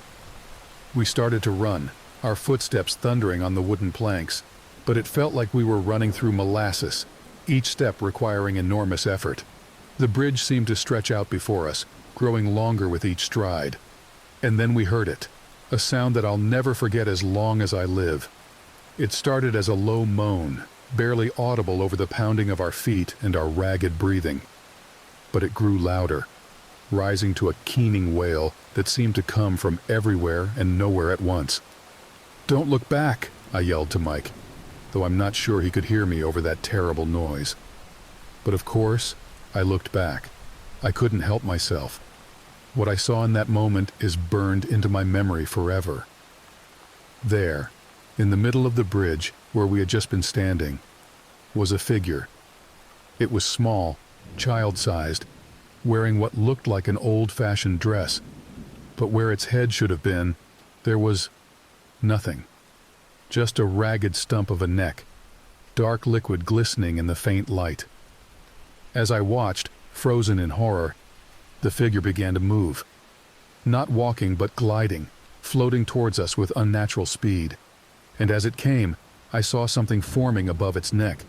A shape, hazy and indistinct at first, but rapidly solidifying into a head. But it wasn't a human head. It was wrong, distorted. The features were twisted and melted, like a wax figure left out in the sun. And the eyes. God, the eyes. They were black pits, endless and hungry, fixed directly on me. I screamed then, a sound of pure terror that I didn't even recognize as coming from my own throat. I turned and ran faster than I've ever run in my life, grabbing Mike's arm and dragging him with me. We burst off the bridge and onto solid ground, not stopping until we reached the golf cart. Tyler was there, his face pale with fear. "What happened?" he asked. I heard something, but we didn't stop to explain. We piled into the golf cart and I gunned the engine, not caring about the noise anymore. As we sped away, I risked one last glance back at the bridge. The figure was standing at the edge, right where the bridge met the road. It raised one arm, pointing directly at us. And even from this distance, I could see its mouth, if you could call it that, opening in a silent scream. We didn't speak as we raced back through town. We didn't need to. We all knew that something had happened on that bridge, something that defied explanation, something that would change us forever. When we finally reached Mike's house, we sat in silence for a long moment, each lost in our own thoughts. Finally, Mike spoke, his voice shaky. We don't tell anyone about this. Agreed? Tyler and I nodded. Who would believe us anyway? As I drove home alone, the stolen sign a heavy weight in my backpack, I couldn't shake the feeling that this wasn't over, that by taking that sign we had set something in motion, something that wouldn't rest until it had what it wanted. I've never been back to Looney's Bridge since that night.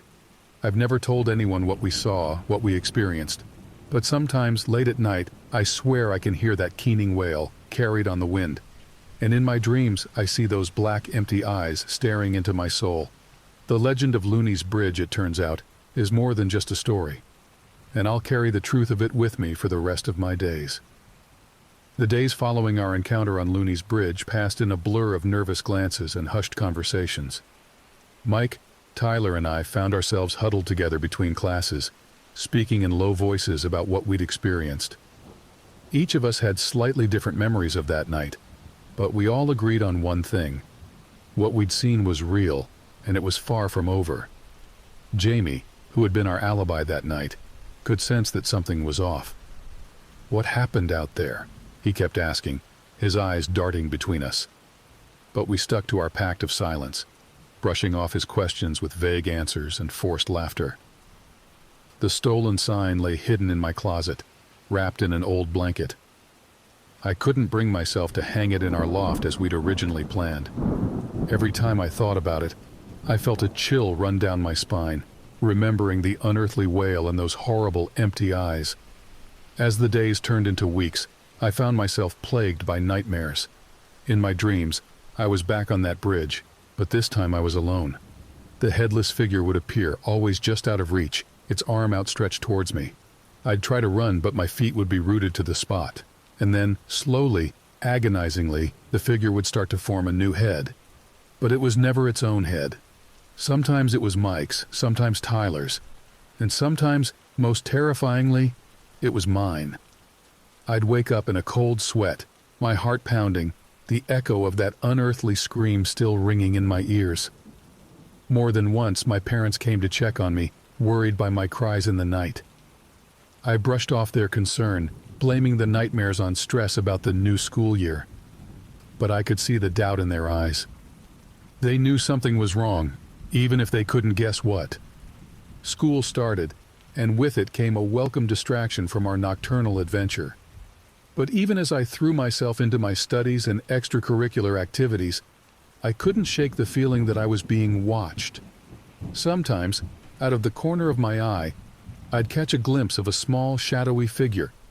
But when I'd turn to look, there would be nothing there. Mike and Tyler were experiencing similar phenomena. Mike confided that he'd started seeing a strange, childlike reflection in mirrors and windows. Tyler, always the most high-strung of our group, had developed a nervous tic, constantly looking over his shoulder as if expecting to see something, or someone, following him. As September gave way to October, the atmosphere in Cypress Grove began to change. There was a chill in the air that seemed to come from more than just the changing seasons.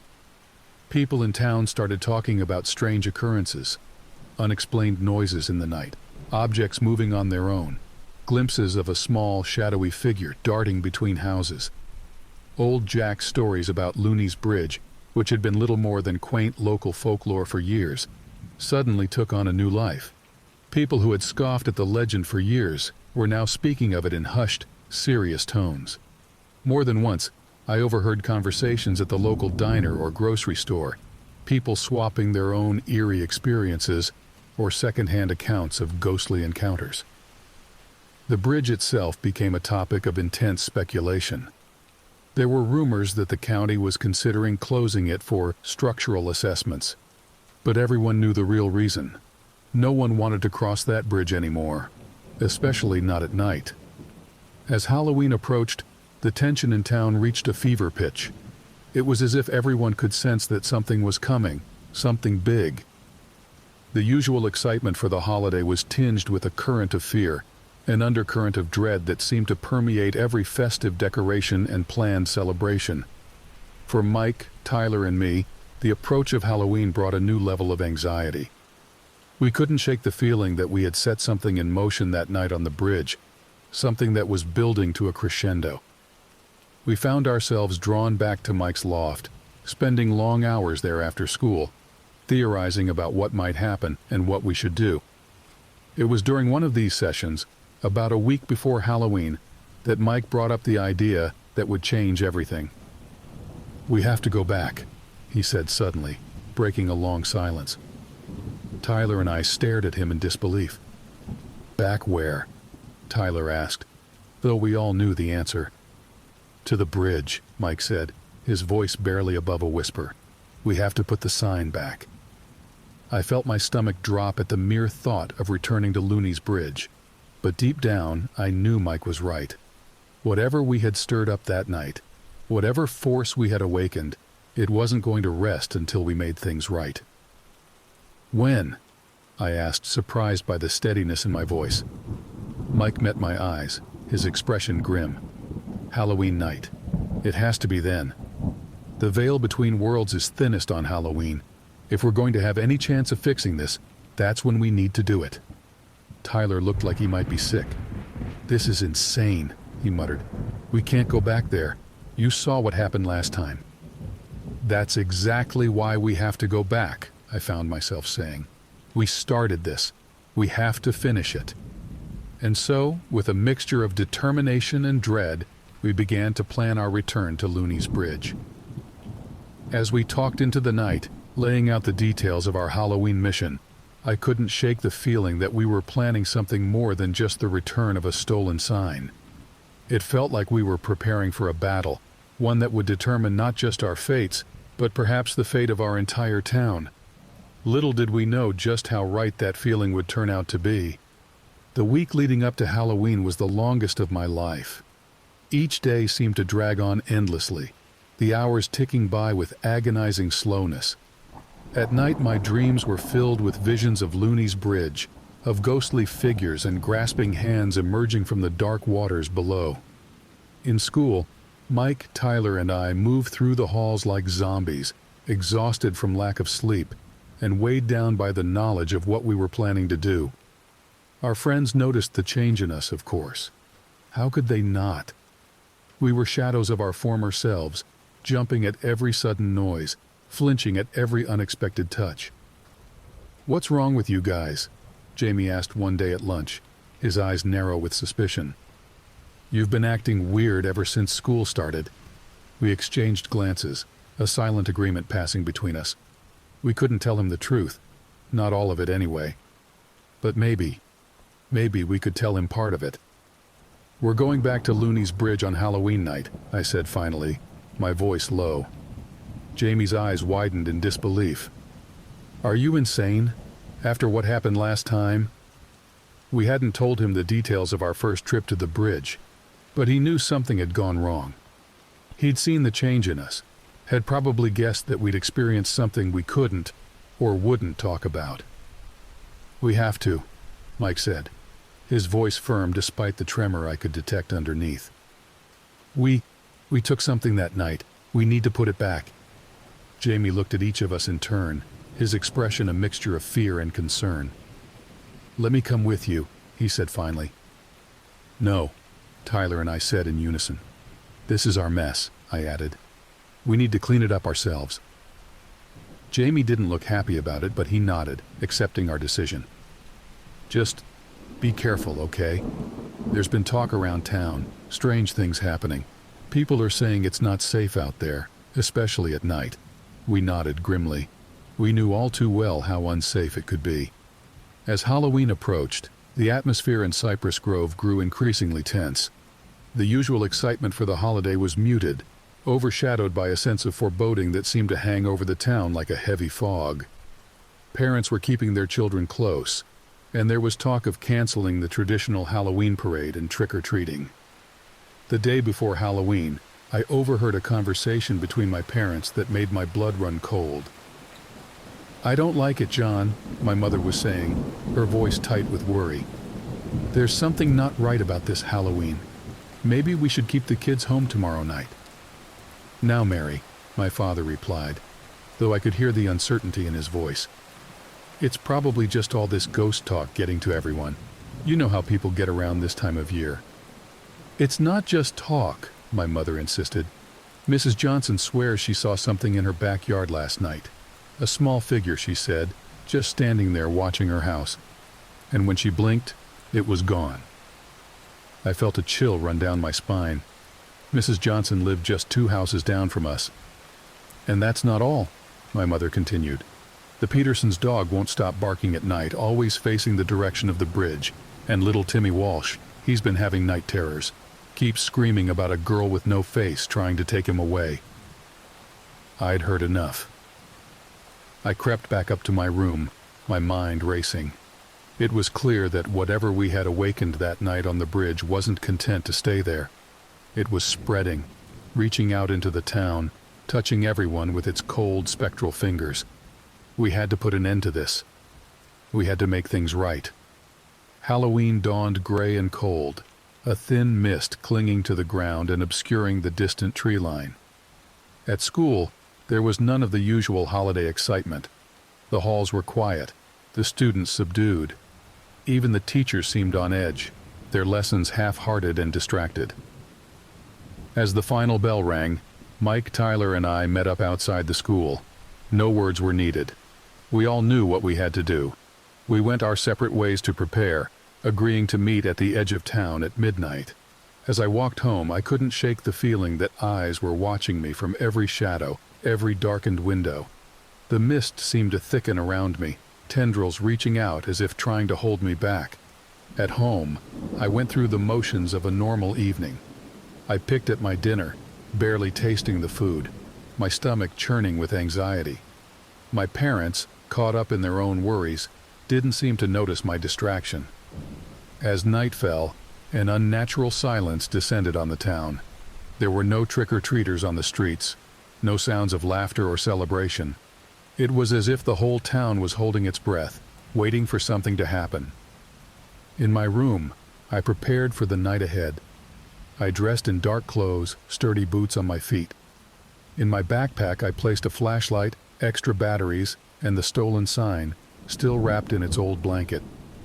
As an afterthought, I added the pocket knife my grandfather had given me. I didn't know if it would be any use against a ghost, but its familiar weight was comforting. As the clock ticked closer to midnight, I slipped out of my window and down the trellis on the side of the house.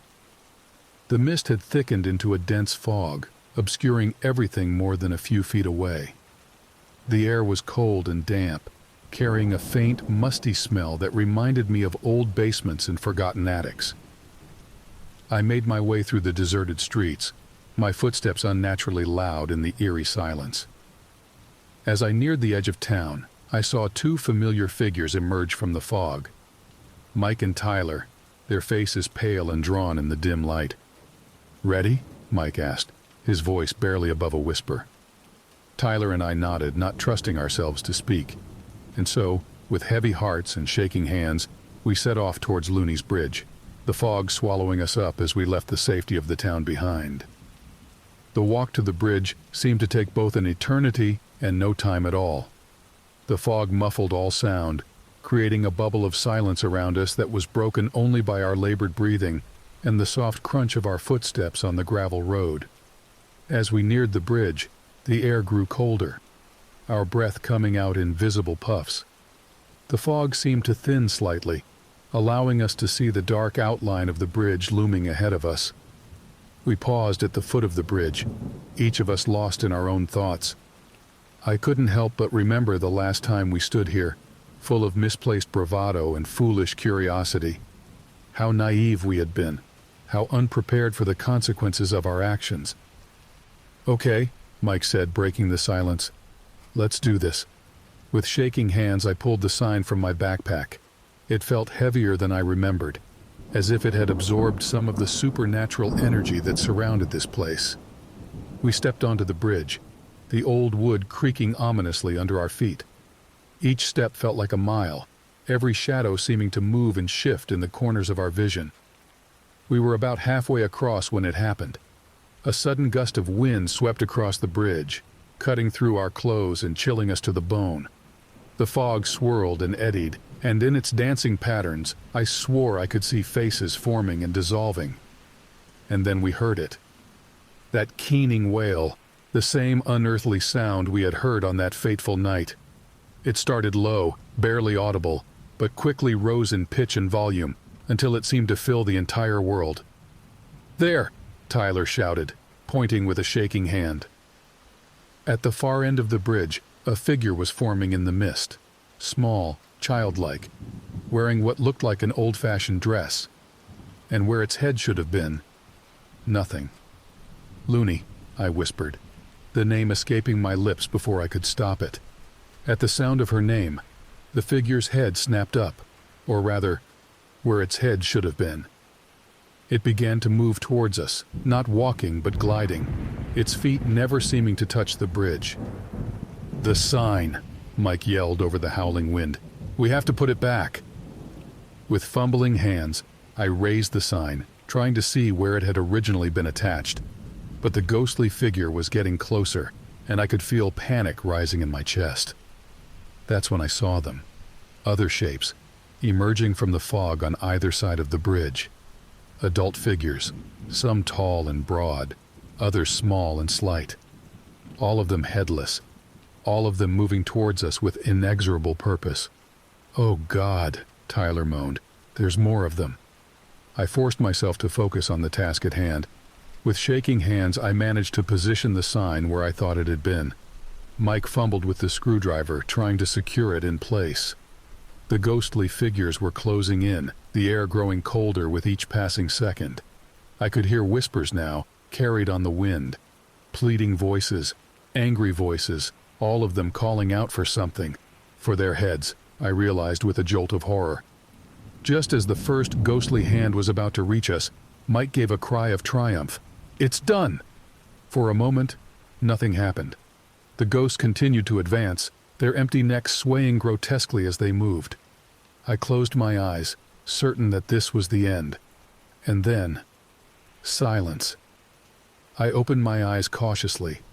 The bridge was empty. The fog had cleared and the night was still. No wind, no whispers, no ghostly figures. Just 3 terrified teenagers standing in the middle of an old wooden bridge. We looked at each other in disbelief, hardly daring to hope that it was over. And then from the distance, we heard the town clock begin to chime. 1, 2, 3, all the way to 12. Midnight had passed. Halloween was over. We practically ran off the bridge, not stopping until we had reached the safety of the town. As we stood there, gasping for breath, I felt a weight lift from my shoulders. We had done it. We had made things right. In the days that followed, life in Cypress Grove slowly returned to normal. The strange occurrences ceased, and people began to relax. The legend of Looney's Bridge faded back into the realm of campfire stories and local folklore. But for Mike, Tyler, and me, things would never be quite the same. We had seen behind the veil, had glimpsed a world beyond our understanding. And while we never spoke of that night to anyone else, the memory of it stayed with us, a shared secret that bound us together for the rest of our lives. Years have passed since that Halloween night. I've left Cypress Grove, built a life elsewhere. But sometimes, on quiet nights when the wind is just right, I swear I can hear a faint, distant wail. And I remember the night we crossed Looney's Bridge, and the terrible, wonderful truth we discovered there. For in Cypress Grove, as in many places, the line between legend and reality is thinner than we'd like to believe. And sometimes, just sometimes, The stories we tell around campfires turn out to be more than just stories after all.